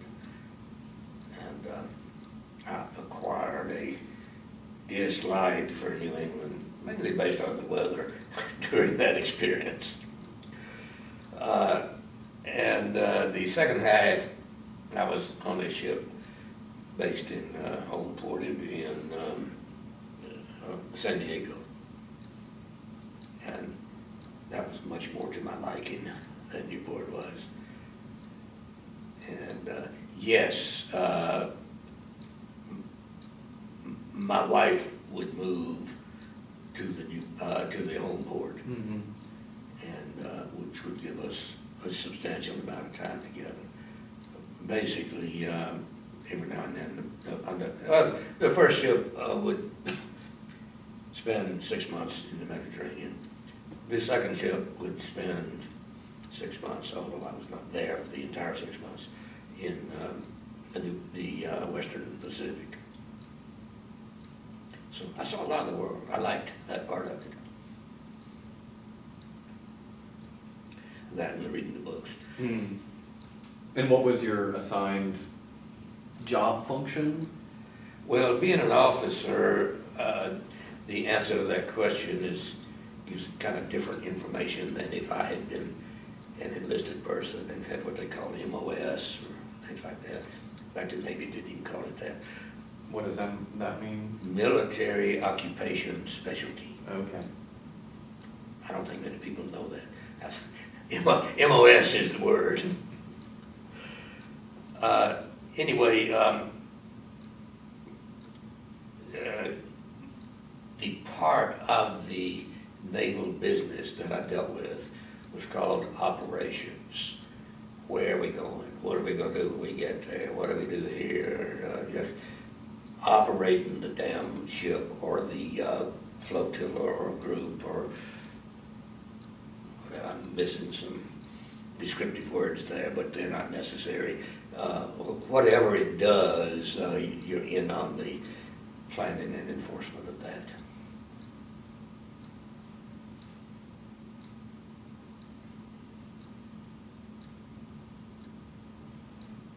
And in the midst of all of this, you also have a child at some point.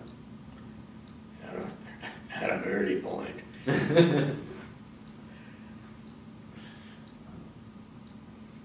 How did, and your wife, her name Jenny, and Jenny, how did she, at least as you understood it, adapt to living at an, what are they called? Are they called stations or the home ports or? You could call it either, and it was called a number of things, Yeah. including those two. Out a far piece from Nashville. Yeah. Pretty well, I think. She,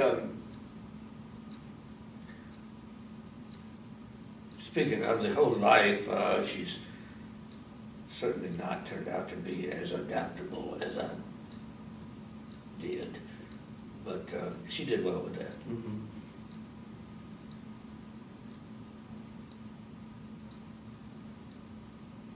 And you got to, while you were out at sea, I guess you were making stops at various ports. Yeah, And getting to see. That's what I meant by Western Pacific and Mediterranean. Yeah. That's where most of the ports were. Actually went to the Middle East too. That was sort of unique. Yeah. We had to, the Navy had to, whatever had to means, put in an appearance in that part of the world just to remind them that we're around and don't get out of line. So they called it showing the flag. That's an educational experience. Yeah. So what are some of the high point ports that you recall going to? Probably the highest point was Barcelona, because I was assigned during the week, approximately a week, that the ship was there to shore patrol duty. And so I basically was off the ship for the whole time and stayed in a hotel. Was I staying in a hotel? Maybe not. I'm not sure about that part. And that was easy. I guess I can just leave it at that, because there wasn't a hell of a lot I had to do except every now and then tell some enlisted sailor to stop doing something or other. And the only one of those that was significant enough to even remember was when one of them, a big fat guy, was in a hotel room, maybe that's where hotel comes from, with a hooker. For some reason, I don't recall why, but I had to go into that hotel room and tell him to stop it. He didn't like that. I imagine. Probably had wasted his money. Mm-hmm. That was in Barcelona. Mm-hmm. And there were plenty of other places that were in varying degrees of interest, but the least interesting, or at least pleasant, was the Philippines. The Subic Bay was the name. This is the Navy name of the port we went to, and Olongapo was the name of the actual Philippine city that was there.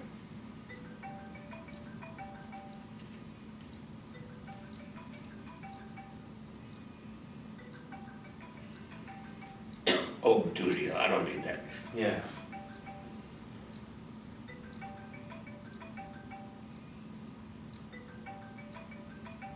And so that, for 3 years, this was sort of your your duty to. Yeah, and I was considered myself then, and still do consider myself very fortunate for getting both coasts and getting San Diego after Newport. That was a very good change of scenery.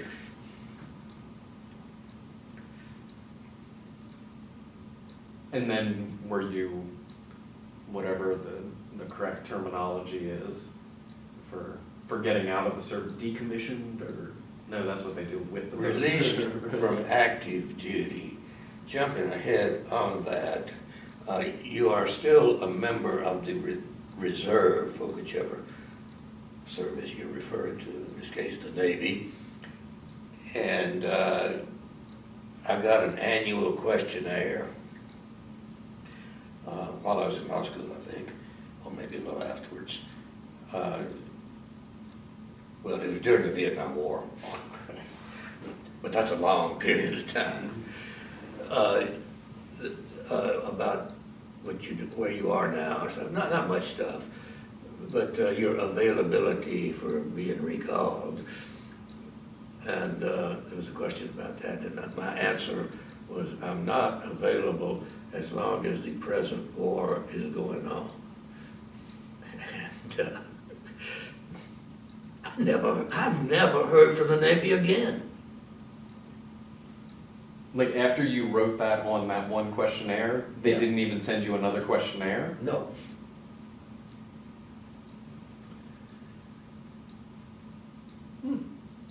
I did, again jumping ahead, I did a fairly substantial amount of organizing GIs well after my Navy time and after my law school time.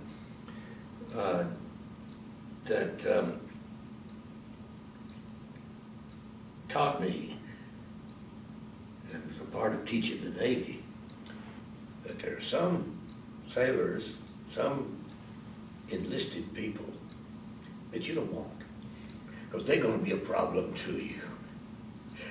And I guess this was a precursor of that, because I hadn't done the organizing or anything at that point.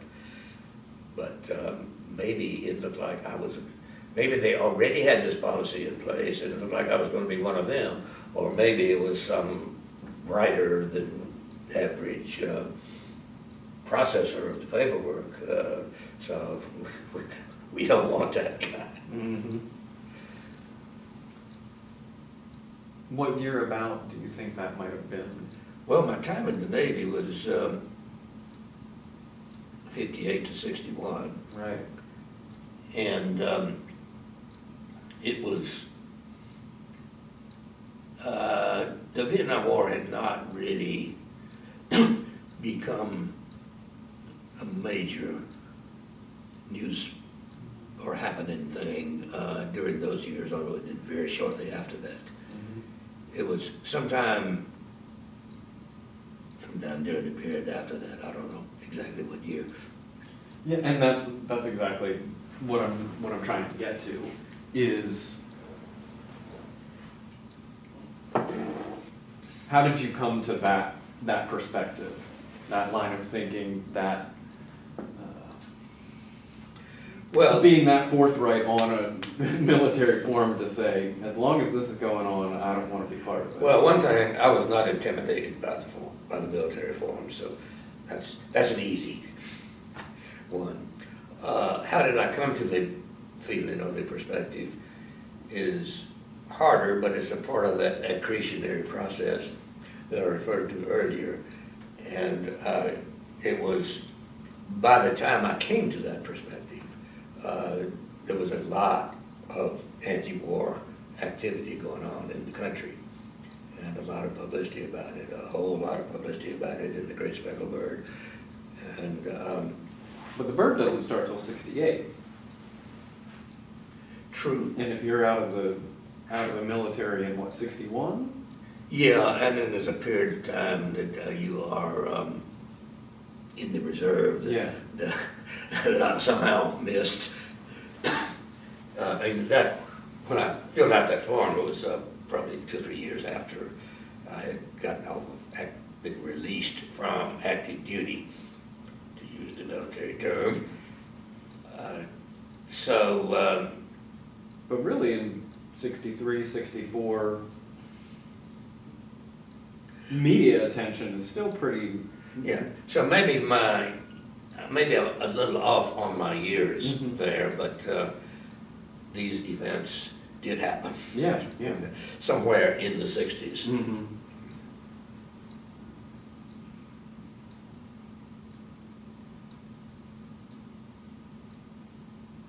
And how was it to, having been in Rhode Island, San Diego, experienced diverse parts of the world, and then you exit the military and go back home to Nashville? How did you readjust? Well, the first part of your question, that brings up the military, the Navy rather, slogan that I firmly believe in, which did then and do now. Well, maybe not so much now. I did believe then that join the Navy and see the world was a good idea. And how did I readjust? I don't know. I just got out of the Navy and I still didn't know what the hell I wanted to do with my life. And like I said a little while ago, prodded a little bit by my, I don't know, enough by my father, I went to law school. So there goes another 3 years. And where were you living while you were in law school? Did you live at your folks' place, or did you get an apartment, a house? Got an apartment because I was married with family by then. Mm-hmm. And I was well influenced during my law school period by the civil liberties aspect of the law. And if I had been called on if there had been during that time a libertarian political party, I would have been very much attracted to it, because I was still not very liberty inclined on economic matters. And there was no libertarian party, so I didn't have to confront that. These days, I see them as just another wing of the Republican Party. Doesn't quite agree with all of the tenets of the Republican Party, but like Tom Hartman said, it's people who want to get laid and smoke dope. And limit foreign entanglement. And I go along with that too. Yeah. More so than I would have then.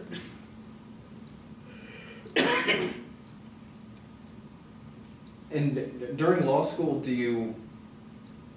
are you able to specialize, or is it sort of a general curriculum that everybody? Some of both. Mm-hmm.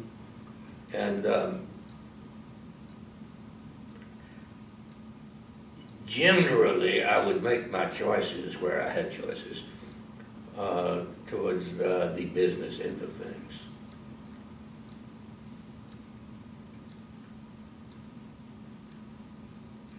That was partly because of what I was doing. Well, I haven't said, we haven't dealt with this period of my life yet, but that period of my life involved going to, what did it involve?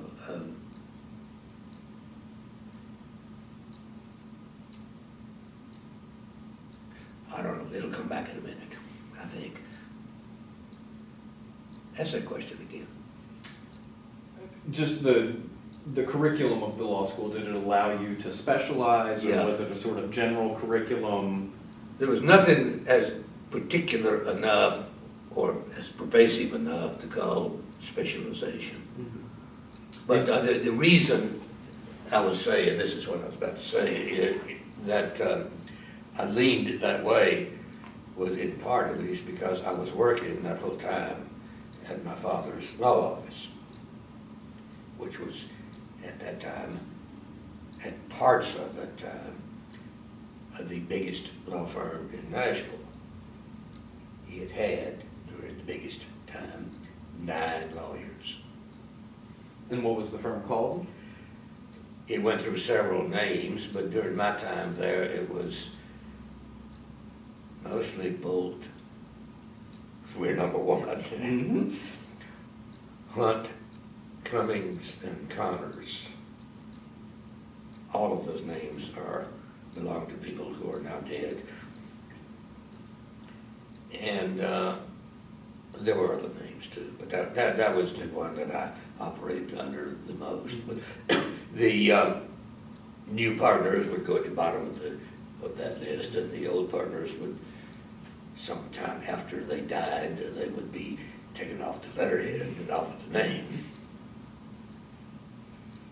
And now it's merged with a Southwide law firm and has hundreds of lawyers and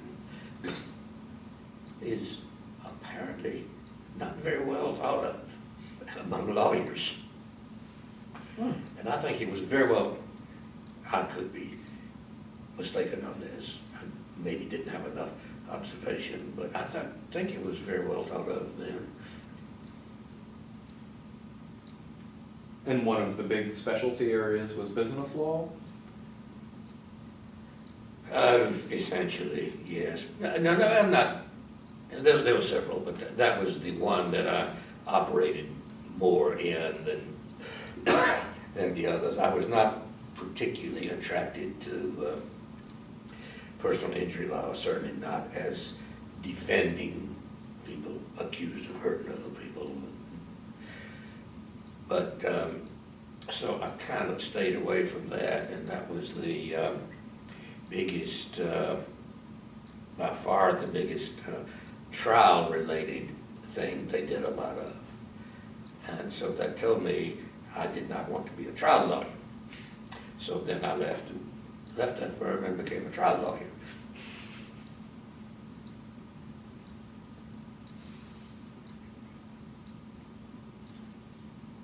And when was that?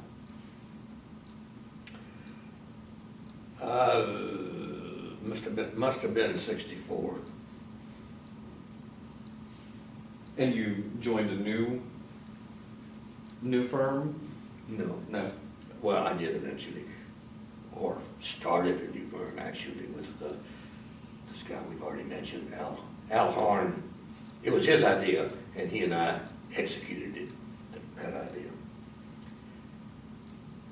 And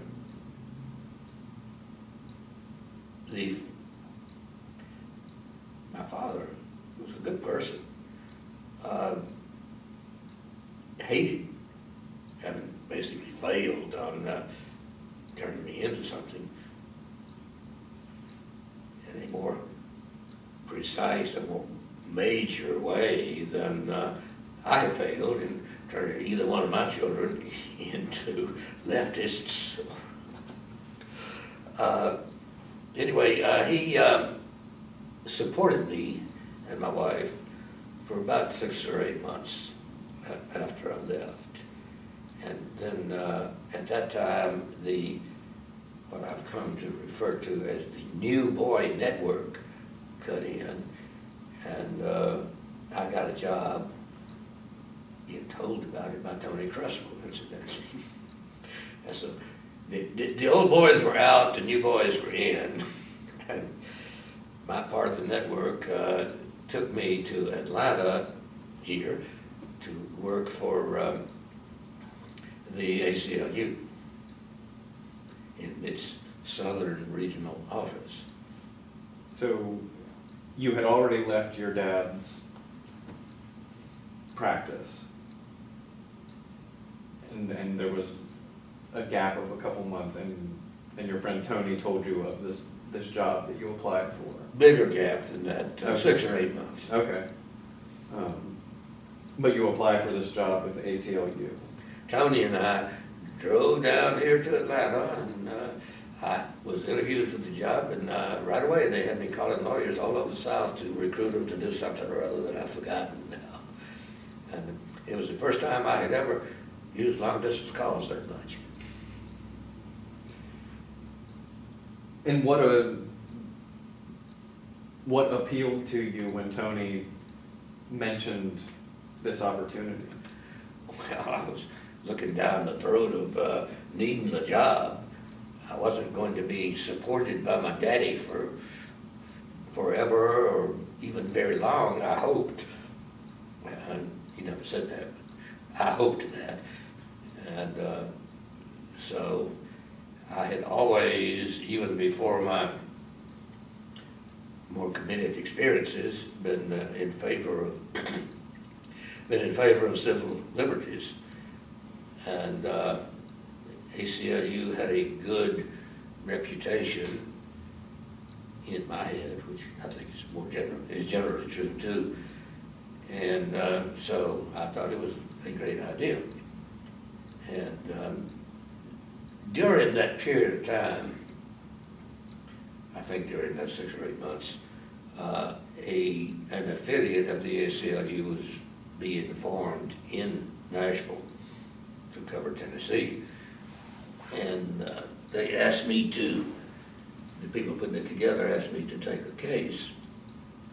And that case was to represent a student, a high school student here in Nashville, who had been thrown out of school for having his hair too long.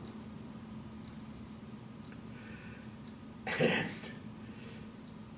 I had already done some civil rights stuff, and that was not liked by the establishment, but it was considered, it looked to me like, from the reactions I was getting, it was considered much preferable to representing a kid for his long hair. And when you say you had already done some civil rights stuff, you had already done some legal work?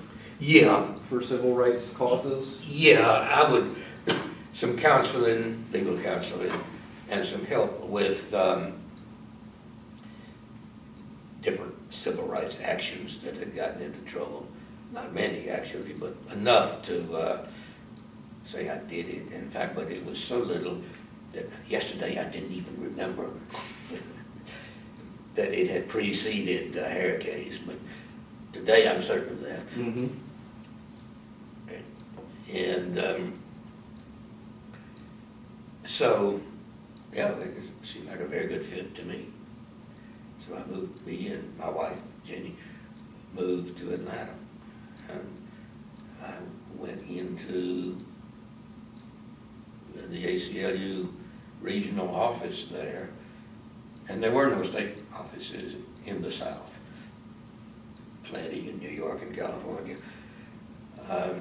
I moved into the regional office there and went in, drove to Atlanta on the move on New Year's Day,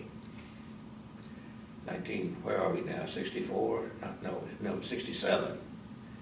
Okay. And stayed there for 3 years. Are we talking about 3 years again? 2 or 3 years.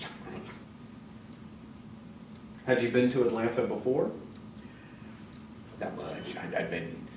I'd changed planes here, been through here a few times, mainly been through here, driving to Florida to go to the beach. But no, I did not have much Atlanta experience. But everybody, even in those days in the South, had some knowledge of Atlanta. So what did you think of it when you got here? How did it register to you? I thought it was still in Georgia, and I wasn't much in favor of that. Why is that? Because it was one of those racist southern states.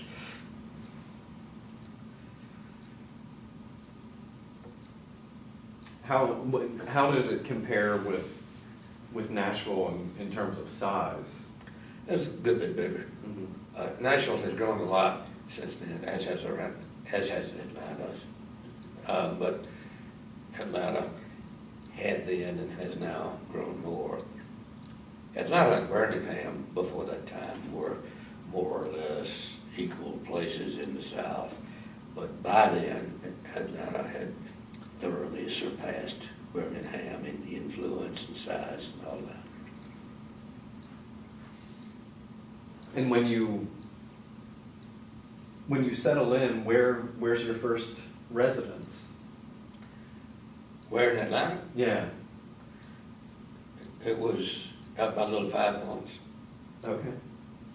and that wasn't very satisfactory for a number of reasons, including being too far from work.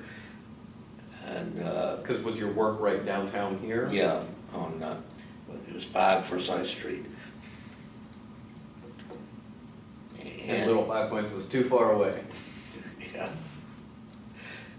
Now people work here from Lord knows where. Uh-huh.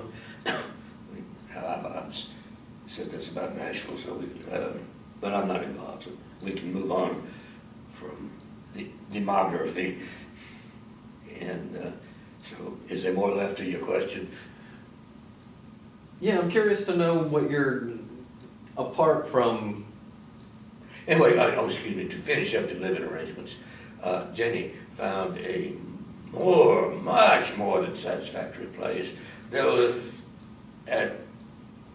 on Penn Avenue, which is 2 blocks from Peachtree Street, and it was a couple of blocks from, the house was a couple of blocks from 7th Street. Okay. In a whole house? No, it was a part of a house. Okay.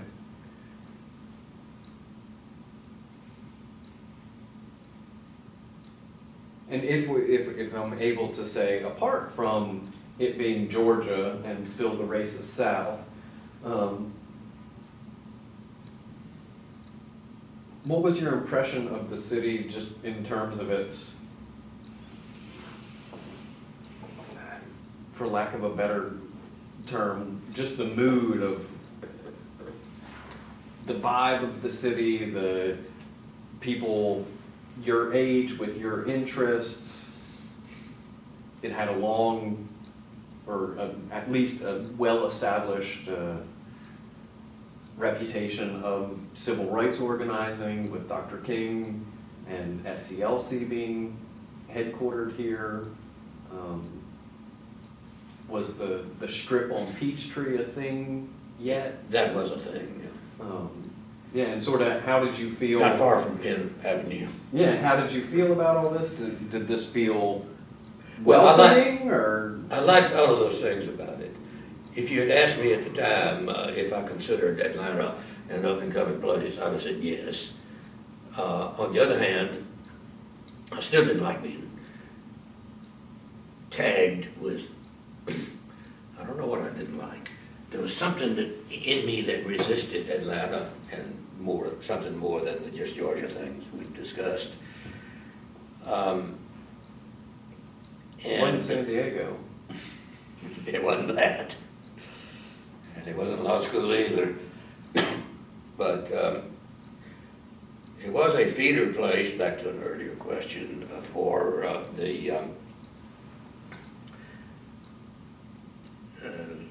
for Vanderbilt.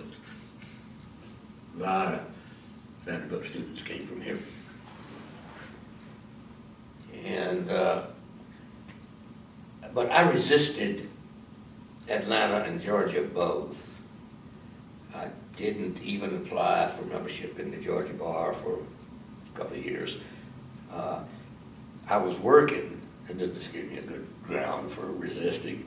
I was working all over the South. I said Southern Regional Office. That literally was correct, although it had a lot of concentration on Alabama, because that's where the guy that ran the office was from.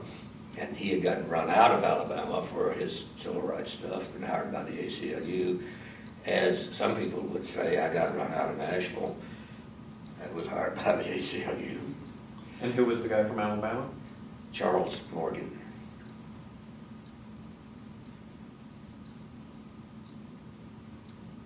He was the one that interviewed me and had me make those phone calls, and I guess hired me on the spot.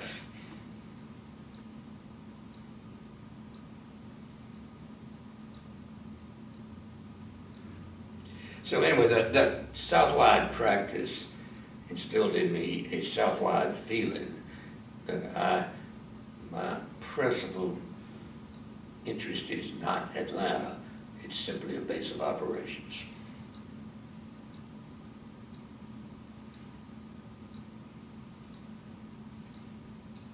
I outgrew that.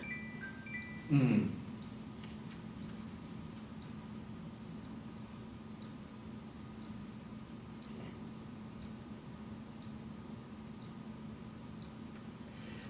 Missed a call from Old Dula. That's not important. And what comprised the work that you were doing Southwide? What sort of cases or research, or what was the work?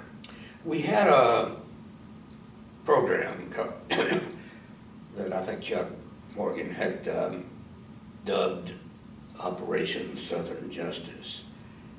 And that mainly involved desegregating juries. That was not a terribly successful program. It turned out that it was pretty easy to get a federal court to declare that you shouldn't discriminate in selecting juries or selecting people to be on the jury rolls. But they never enforced it. And I was sort of coming to that realization toward the end of my tenure there.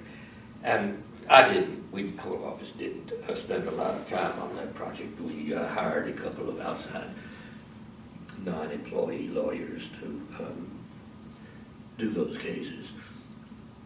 My main work was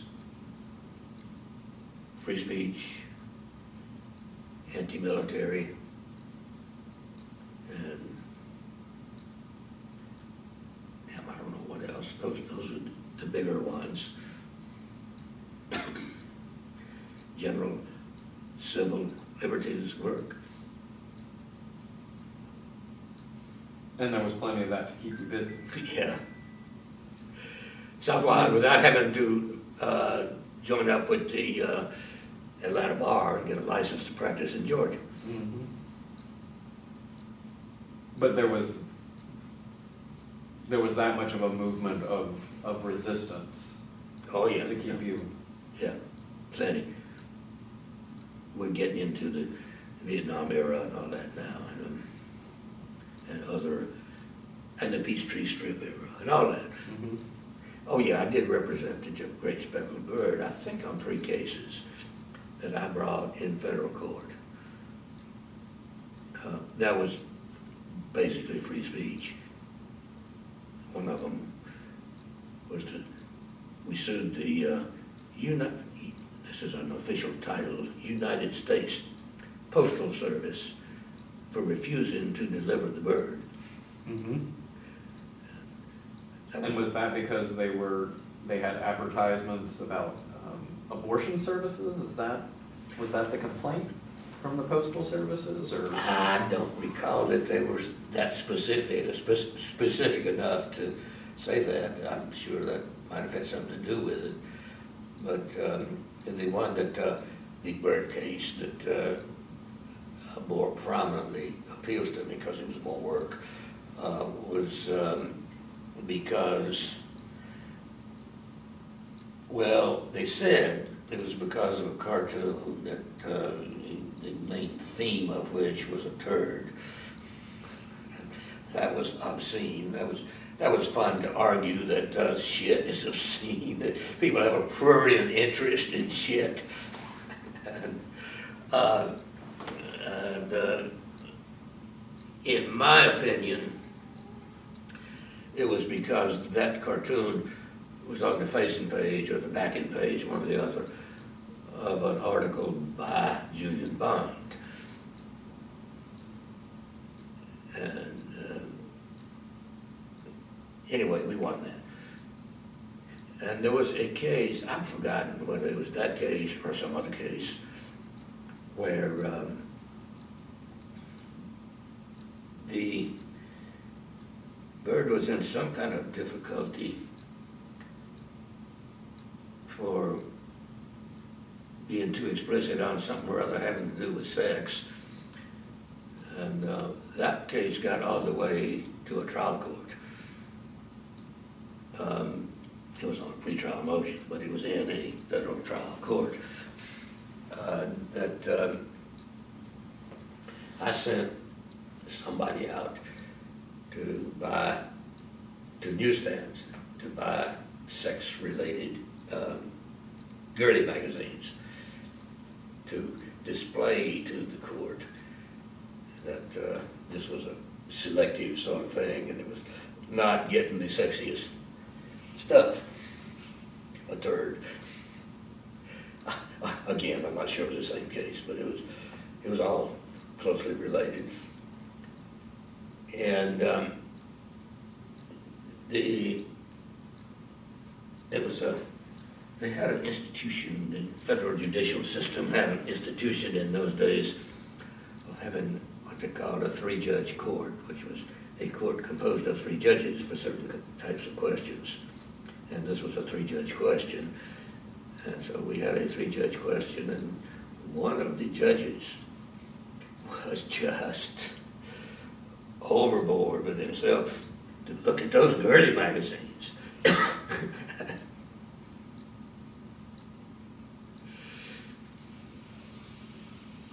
Anyway, we won nothing to. I won all the bird cases I did, all 2 or 3. Mm-hmm. And any number of you can do this, you can't do that kind of conversations. Mm-hmm. Sort of serving as their general counsel and advising. Mm-hmm. And was that all done through the ACLU, or was it? Well, I was a full-time employee of the ACLU, so the answer has to be yes. But had I not been a full-time employee, the answer very likely would have also been yes. And were these pro bono cases? All ACLU cases were at that time pro bono, and a lot of them still are, but there's always a little bit of controversy around that area, but there was very little controversy then. Everything was pro bono. Mm-hmm. Cases weren't as hard. They didn't take as many lawyer hours then as they do now. So it was easier to do pro bono stuff.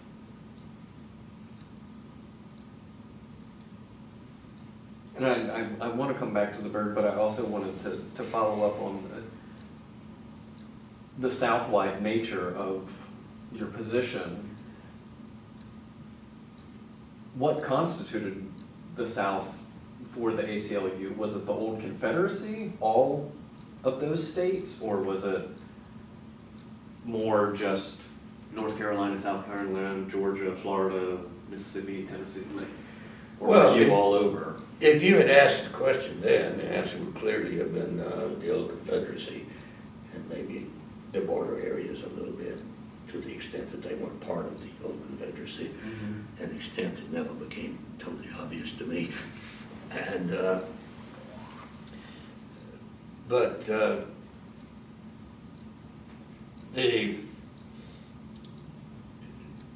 answer that you're more that your question more suggests is what states did I work in? Yeah. Like, where all are you traveling around? And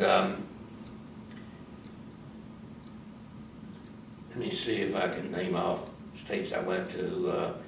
South Carolina was a big one. North Carolina was to a much lesser extent. I don't think I ever did anything in Virginia or Kentucky. Some things in Tennessee that I had brought with me to the ACLU. Some, as I've been mentioned before, a lot in Alabama, a little bit in Georgia, pretty good bit in Georgia. And I think only one case in Florida. And a little bit of office work on a couple of desegregation cases in Louisiana. And I don't remember a single thing in Arkansas. Mississippi, Texas? I was saving Mississippi to last, and Texas, no, I don't think there was, I took a lot of calls from Texas, but I don't think they ever actually did much direct work there. And probably the same answer on Mississippi, because there were other civil rights groups with major presence in Mississippi. And so I didn't do much there. In fact, I can't remember anything specifically, but it was very much in my consciousness, so there must have been something. I don't know, are there any more? And when you would travel to these places, would you have to stay for a significant amount of time, or was it sort of a... It varied. South Carolina, I think it was a 6-week trial, maybe less, I don't know. But it was several weeks, and that was a military case. Free speech in the military case. And it exposed some big fault lines in the South, I guess, or in that state, in the state of South Carolina. fault lines along... I'm using that term, not entirely the way it's mainly meant to be used, but let me just say there was a lot of fault. And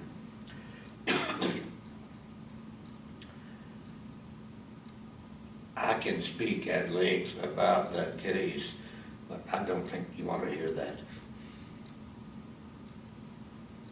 The case was written up as a, I think, student done, but anyway, law review article. The whole story was written, and in the South Carolina Law Review, published by the law school. You know how law reviews work.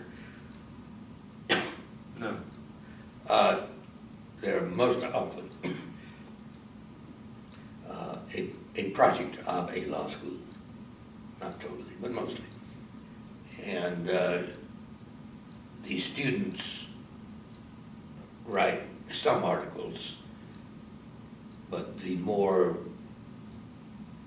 useful use of them is experts outside of the state, outside of everything, just experts on some area of the law, like law professors, for example, will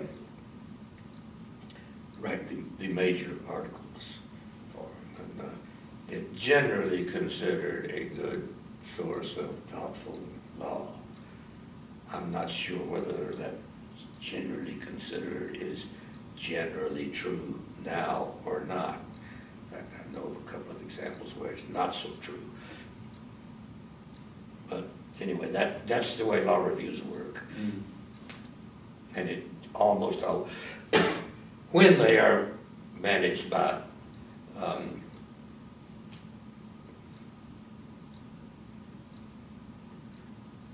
when they're managed by law schools, maybe our time is running down. I'm a little slow now. Yeah. But when they are managed by law schools, they almost always bear the name of the law school. Mm-hmm, mm-hmm. And so this case that you worked on was reviewed or included in an issue? Yeah, I'm not quite sure what the right answer was. I'm not even sure I ever read the article, but I read a lot about it. I knew enough about that. I didn't need to read the article. Yeah. But maybe you do. South Carolina Law Review.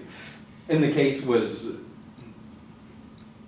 about anti-war organizing within the Army? Within the Army, yeah. And the organizers, principally, were not in the Army. They had come from somewhere else to live in Columbia, South Carolina, and organize on the military base there, Fort Jackson. And the Army had decided they could bust that enterprise by busting the perpetrators. The offense they busted that they busted him for was nuisance, which was not even defined in statutes in South Carolina. It was a common law offense. And since there was no being undefined, there was no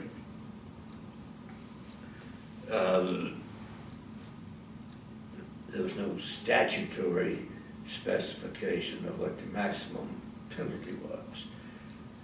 So under the unrelated aspects of the common law, the punishment was in the discretion, something like this. I may be a little off on my terminology, but the penalty was as much as the judge wanted to.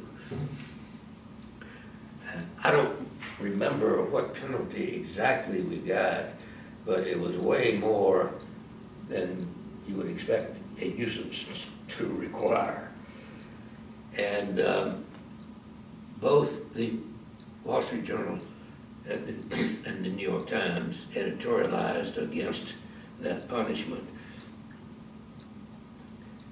which centered around the nuisance itself was a coffee house. There was a string of coffee houses around the country that did GI organizing. And the one in Columbia was editorialized about favorably to our side by the Times and the Wall Street Journal. And it's not, the case was pending on appeal. The appeal was pending. And not too long after those articles appeared, I don't remember exactly, do even remember approximately, except to say not too long,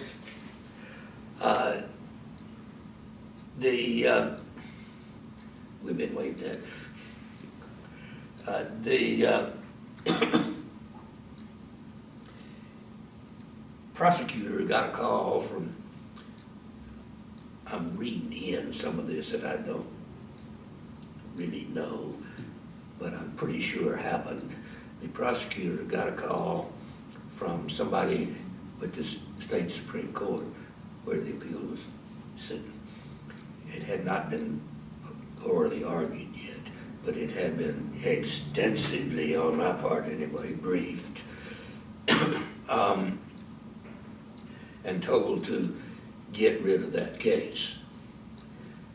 And now back to the part that I know firsthand, they got rid of that case.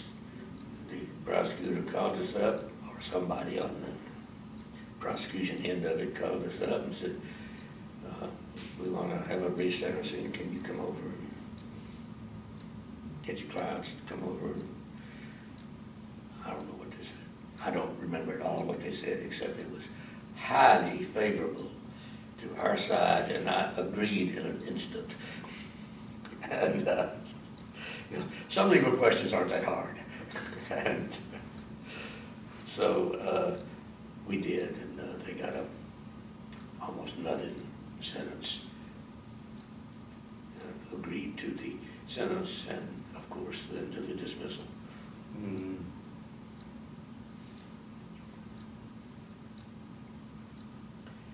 Another thing on a related line about my activity during that time was somehow word got around to the draft eligible community that the ACLU office in Atlanta will give you some good advice on the draft. And I spent substantial time on that. I almost every day took a draft counseling related phone call. And did a lot of draft counseling.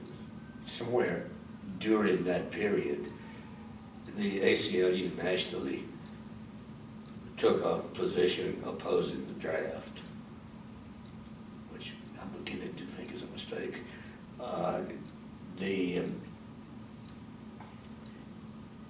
And the Bird and other organizations took notice and were around. The Bird pretty well covered some of the military stuff, not all by any means. But, and I think, I'm not sure about this, I think it covered the coffee house movement. And this was a coffee house case, and so. I think Steve Wise was really keen on that beat. And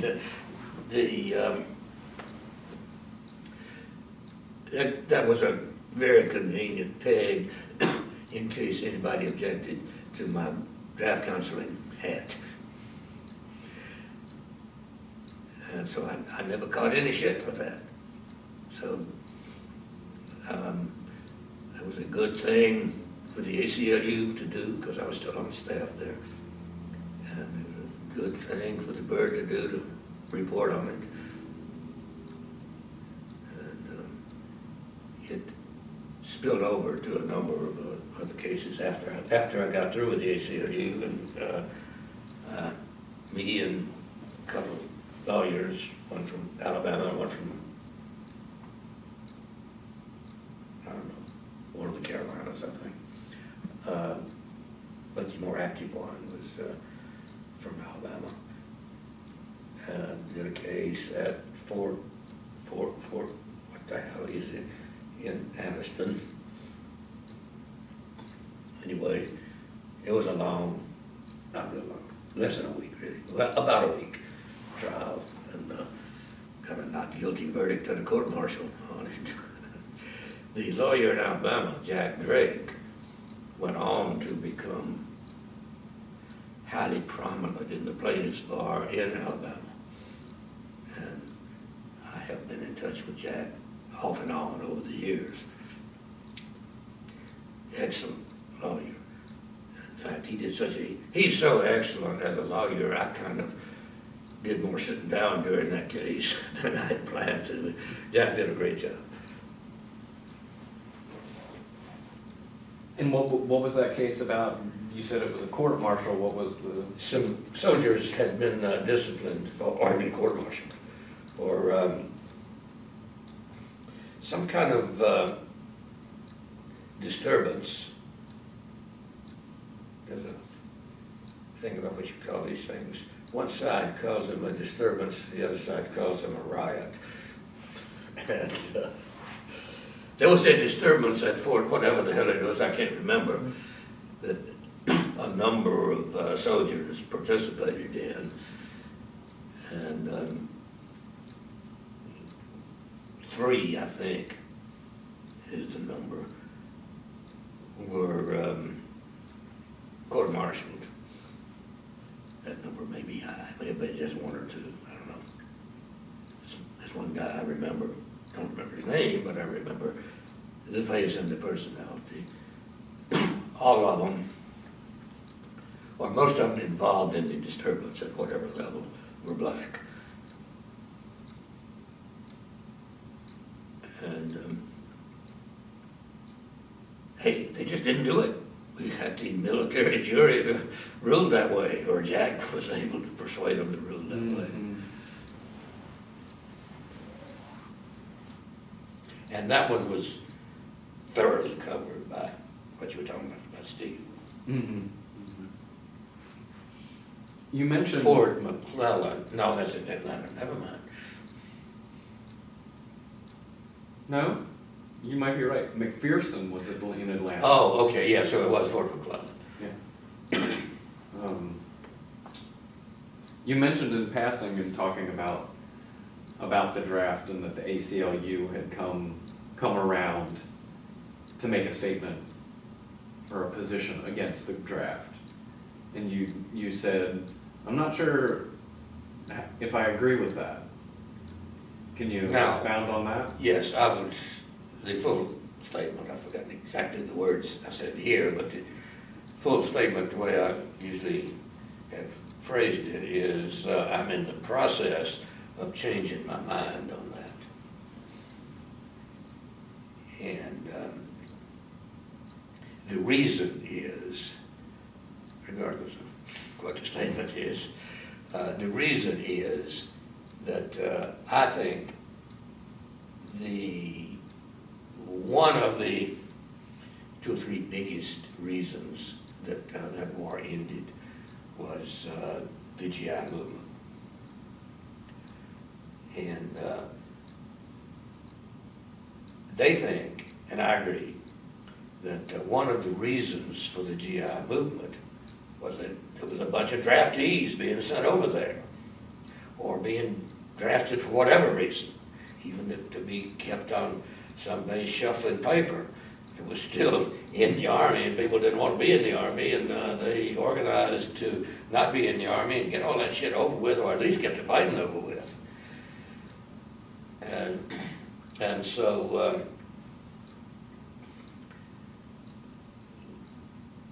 the military wised up to that soon enough, and had Congress abolish the draft. And making, these days, and I'm still somewhat active in that area, making the, actually I'll throw this in, most of my activity in that area these days is not ACLU, but National Lawyers Guild. But anyway, they abolished the draft, and these days they are hard to organize, just like I was describing the parts of the military forces that are kept in nice barracks with nice windows and air conditioners and heaters and things. It's nobody is in the military now that was technically, at least, forced to be. There are other forces that do force them to be, but it's not compulsory military service. It's other compulsions. And that's helped to keep the various wars we have going now, especially, or mainly, maybe totally, in the Middle East, going on. How many years have we been in war in the Middle East? 16, 17, something like that. Yeah.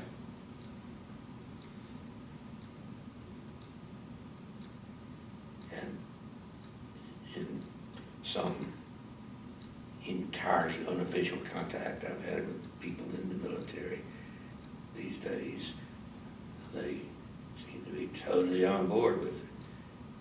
And the Air Force, they're also totally on board with the Christian proselytizing that the Air Force does.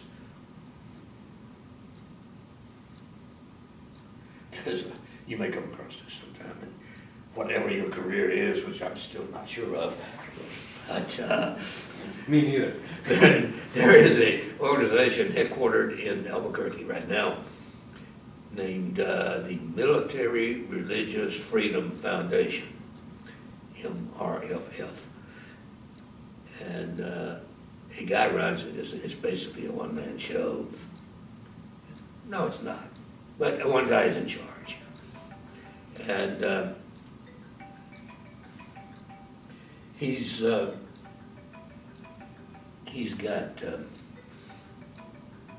got this thing going to enforce within the military. Well, first, his background is he's a former career military officer who was assigned for part of that career to the White House during the Reagan presidency. And generally, I feel like people like that are sort of one-issue people, and not this time. He's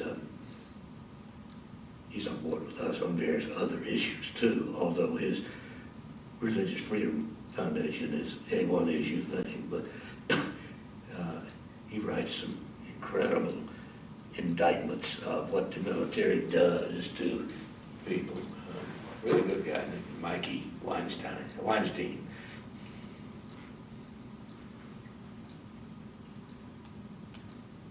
And he's come under some heavy threats from the right wing, or the pro-imperial forces, or whatever the hell they are. Mm.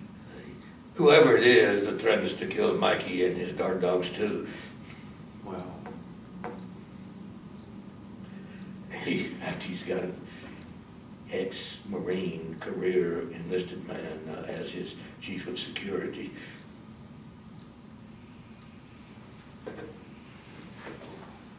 he has to have such a position.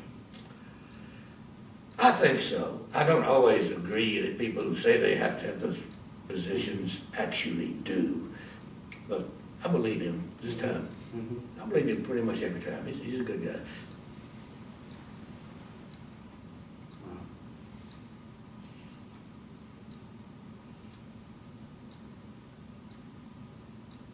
And how big was the ACLU Southern Regional Office at that time in terms of staff lawyers, paralegal or administrative support? I had never heard the word paralegal. Most of the time, we were 3 lawyers. Occasionally, we were only 2 lawyers. You and Chuck? Yeah. And the 3rd lawyer for a lot of the time was a guy named Norman Siegel, who is from New York and is still very active in New York. He came from New York as a law clerk and came back as a lawyer. And administrative support. The law offices in those days didn't need as much administrative support as they seem to need or think they need, or sort of like the security question, say they need these days. So we had, I think it was 2 secretaries for most of that time, maybe 3 sometimes, occasionally. And we had a lot of support from the ACLU's national office, and we got local support for local pro bono support for a lot of the work we did. That case I referred to that I tried for several weeks involving the coffee house in South Carolina. A lawyer that we sometimes worked with as he is the cooperating attorney in South Carolina, named Tom Broadwater, was one of the 3 trial lawyers on that case. I think I hate to keep bringing these things up, but I think it's significant that Tom was a black lawyer. And the 3rd lawyer on it, I should say, it was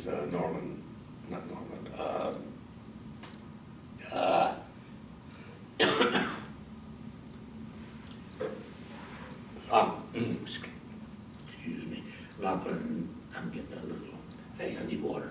Yeah. Was Lachlan McDonald. Have you run across his name? Mm-mm. Okay, well, Lachlan is real important. There it goes. Yeah. Is real important to a lot of these enterprises. Lachlan is, I think, still here in Atlanta. And we are having, not we, bird people, okay, we are having a social get-together on Sunday, and some of us have been trying to, I'm not one of us on this, have been trying to locate Lachlan to make sure he can come to this social event on Sunday. Mm-hmm. And I will, or I am, at this point, clearly inviting you to come to. Thank you. And Tom has sent me an invitation as well. Yeah. I thought he had, but more clearly, I just gave you one too. Yes, appreciate that. What else? Well, we're coming up on 3:30. We've been at this for a good 3 hours. You want to at least take a break, or or even call it good for a day, Well, and then we can reconvene tomorrow, because we we clearly based on things you've told me and written to me, and have written in your lap, there are more things, a good many more things we can talk about. We're not gonna wrap it up today. Right. Either way. Right. And, but in the interest of wrapping it up by the end of tomorrow, why don't we limit this break to about 5 minutes and then take a few more minutes afterwards to talk about another thing or two or three. Okay, that sounds good. Okay, so we're coming back from another little break.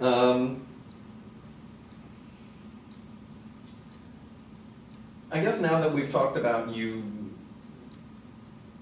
being in your work in Atlanta with the ACLU, particularly around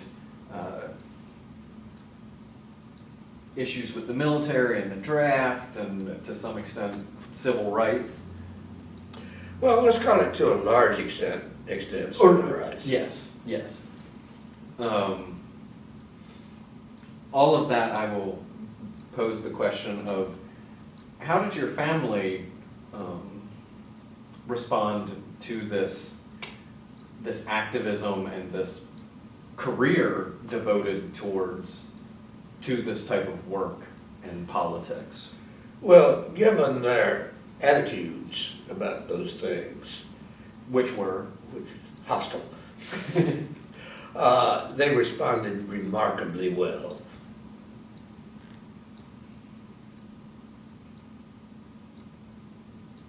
And can you say a little more, like,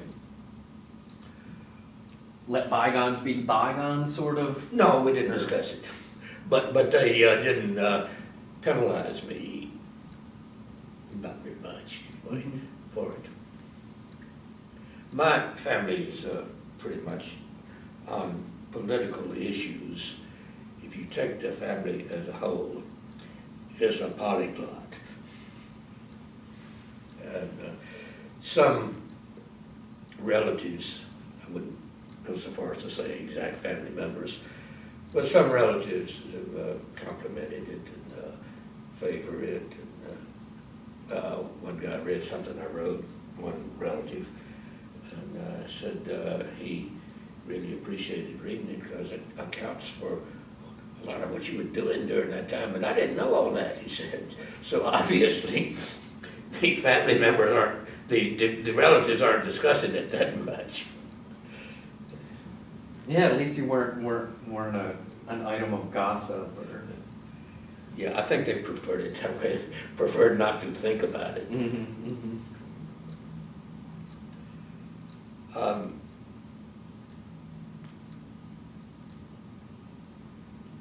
Some things have gotten back to me, not from relatives or family members, but just generally from the public, that the lawyer community in Nashville was kind of blown away by it.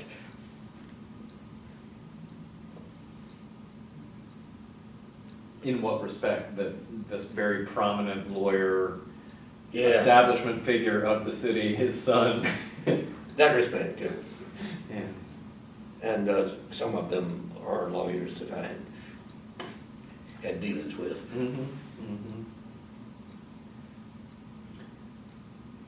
And did you also look the part of a sort of renegade in the family, long hair, the sort of countercultural style, or? I looked the part of countercultural or renegade pretty much, not as much as is possible. Yeah, certainly. And I was influenced by what a friend said, who's in the same kind of work that we're talking about, military to be exact. He says, what they want me to do, get a haircut? Are they not going to notice if I get a haircut? Are they not going to notice where I'm coming from? That's, I think, not very good advice, but anyway, I took it. Yeah.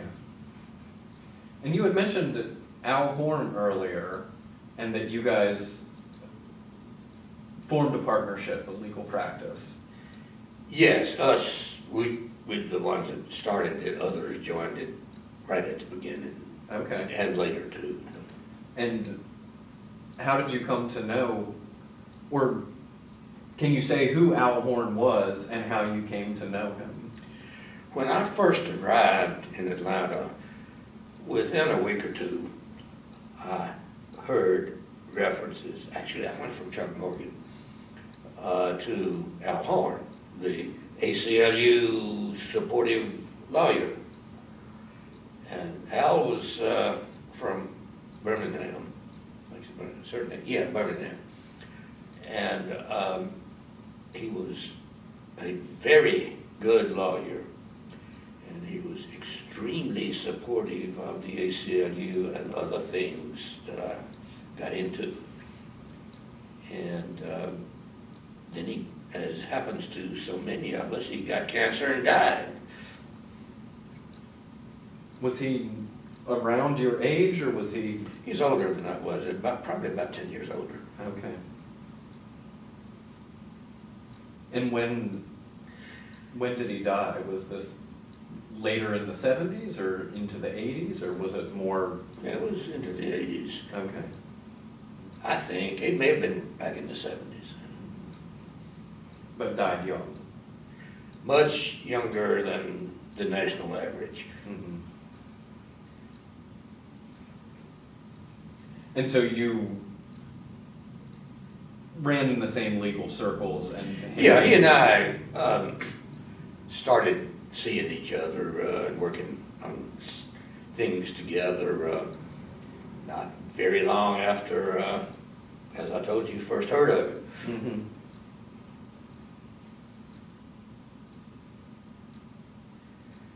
And he is another one of these people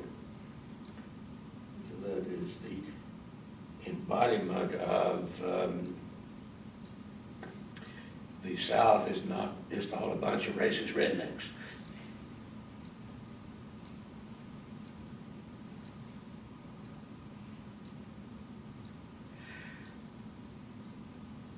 Since we're about through, I will tell you a story that I don't know that is pertinent Everything is. to all of this, but it contains a fact that I just discovered, or just came on the news, actually. I discovered it on the news. After I was no longer with the ACLU office, and after Al and I had formed this law project, as we called it, he and I decided, he and I, and probably some of the other people that worked for the law project, decided I should drive over to Wrightsville, Georgia, which is, best I remembered, about 100 miles from Atlanta, maybe a little less. So that would, by today's reckoning, that would put it right in Atlanta, wouldn't it? So maybe it was more than 100 miles. There had been some upset over there over some black people who were being, to use a blanket term, without getting down to specifics, discriminated against by the Piggly Wiggly market there. And decided I should drive over, as I said, and see if we could help. So I put on my tie, put my suit coat in the car, and drove over there. And got to Wrightsville, found the sheriff's office, or the jail. The jail is what I was, the name of the thing I was looking for, but that and the sheriff's office were synonymous. And so the sheriff was right there in the outer office, waiting room, whatever the hell it was. And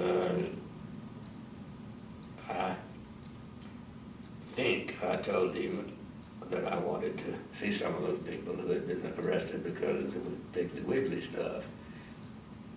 And I don't think he gave any informative verbal answer, but he did grab my tie and use it as a sling to throw me up against the wall. And then throw me into the jail, which was that old, are you from the South? I've been here since I was 12, so I don't know if that counts. I think so. Well, I don't know. Do you know about Brer Rabbit and all that? Well, that was the jail Briar Patch? was the briar patch I was trying to get into.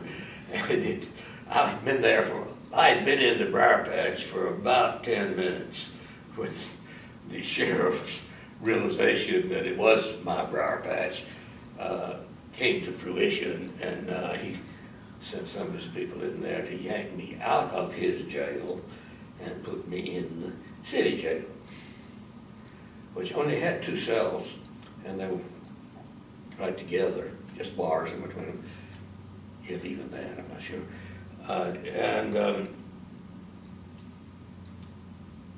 There was only one prisoner in there. It was a Klansman who had been arrested for shooting at the Big League demonstrators.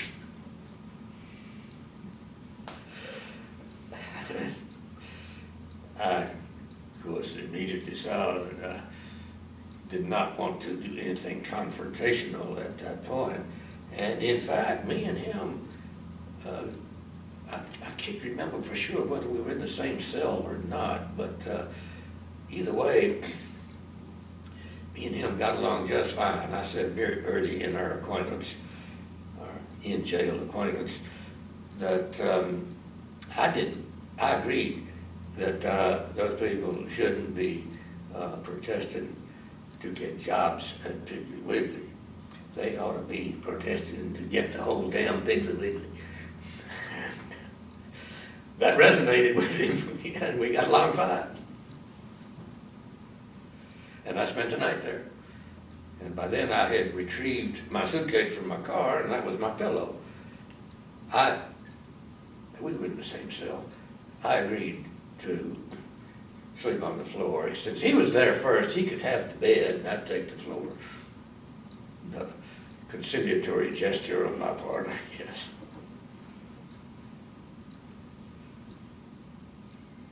And so he agreed with your logic that the protesters shouldn't have been protesting for jobs, but rather for the whole store. Yeah. I'm a little slow on the uptake. What? Well, they ought to own the damn thing rather than just want to get paid starvation wages for working there. And he was down with that. He seemed to be. He didn't continue the conversation on that subject very much, but it seemed to do a pretty good job of breaking the ice. Okay. And what was the grounds that you were jailed for? I don't know. I don't remember. I don't know. And did they actually press charges? Do you recall No, that? no. Al. Okay. Then it was his turn to drive down there. And, His bright idea to send you out there. oh, I left out the recent important fact there. At the time, I was a little bothered by the fact that a very famous guy, a guy who was very prominent in the media right then, lived there. A black guy named Herschel Walker. Does that name mean anything? I'm not much of a sports fan, but Okay. I think is he a big sports figure? Yeah, he was Maybe a a big football player? big football player, running back. And I thought Herschel ought to be supporting this action. He lives in Wrightsville, he's black, and I didn't have time or the knowledge really, rather, I don't know. I might have figured out the knowledge to implement that and ask him to give us some support.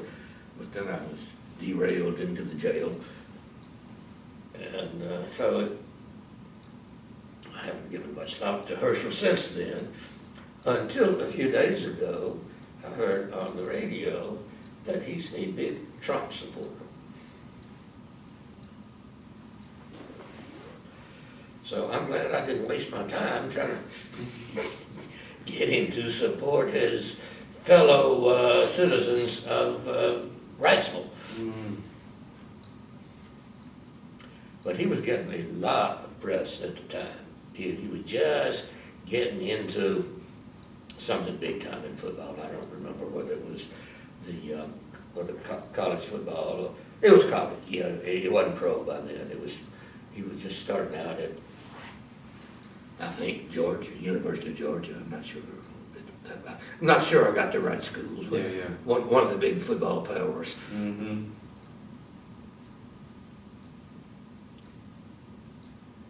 And my mind is also wandering to, I can't quite remember how it was. I was going to get back to the coffins. Somebody was going to come get me, I think. It wasn't Steve. Here this afternoon when we wrap up, Yeah. I can ride you over there. Why don't you do that? Maybe that's, Yeah. you've mentioned that earlier today? Somebody has. Yeah. All right, that was you. Yeah. You, all right, I remember the subject, I just don't remember the face. And we've covered a lot of ground since then. Yeah.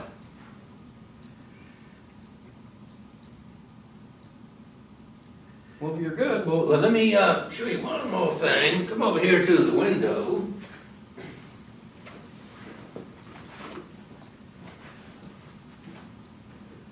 I don't think I've mentioned this to you. I've mentioned it to several people today in this room. carry this recorder and see if I can.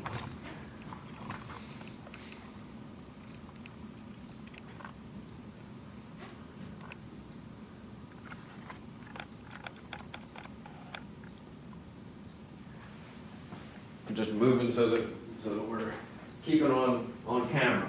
Okay. Oh, okay. Camera would be better if they lift these shades, but I don't want to mess with these people's arrangement. Not a problem. We can.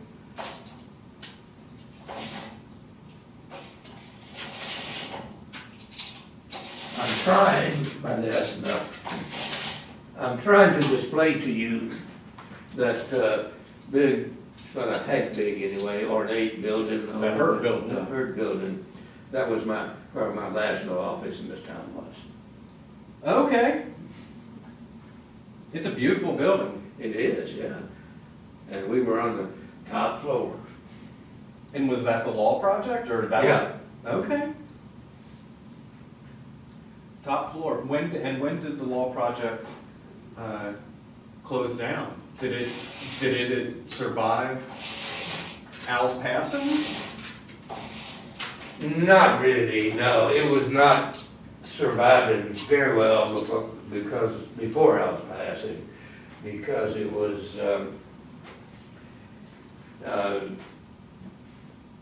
well, then there was my departure, and so it was, I think, I don't know, I wasn't there, but I think it was kind of hobbling along a little bit, and I wasn't in on any of the discussions of allowing it to pass, Mm-hmm. but it did. So you had left and then. Al had left, and I had left, yes.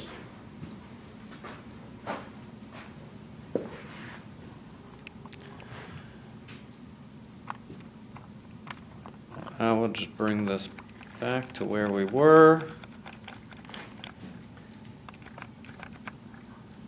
Al's idea, which I shared, was that it wouldn't be a traditional law office, it would be a collective, and we would do things different, and a lot of different stuff. And, well, that didn't come to live. Well, we'll pick up on that tomorrow. We'll stop here for today. One of the people that worked there, we tried to do more with non-lawyers Mm-hmm. and paralegals, that new word then, and that was traditional for law offices, and one of those non-lawyers who worked there was Stephanie. Okay. I think I do remember when I interviewed her mentioning that. And did Roger Friedman? he worked there too, not as long as Stephanie did, but for a substantial time anyway. Which was formative for both of them. Oh, okay, good. And from what I recall of talking with them, and in many ways served as a bridge, like from moving out of their years working on the bird, and that being a sort of In that big building. center of their life, and then being able to continue on this Different from politics. going to the burned down bird office every day. Yes, yeah.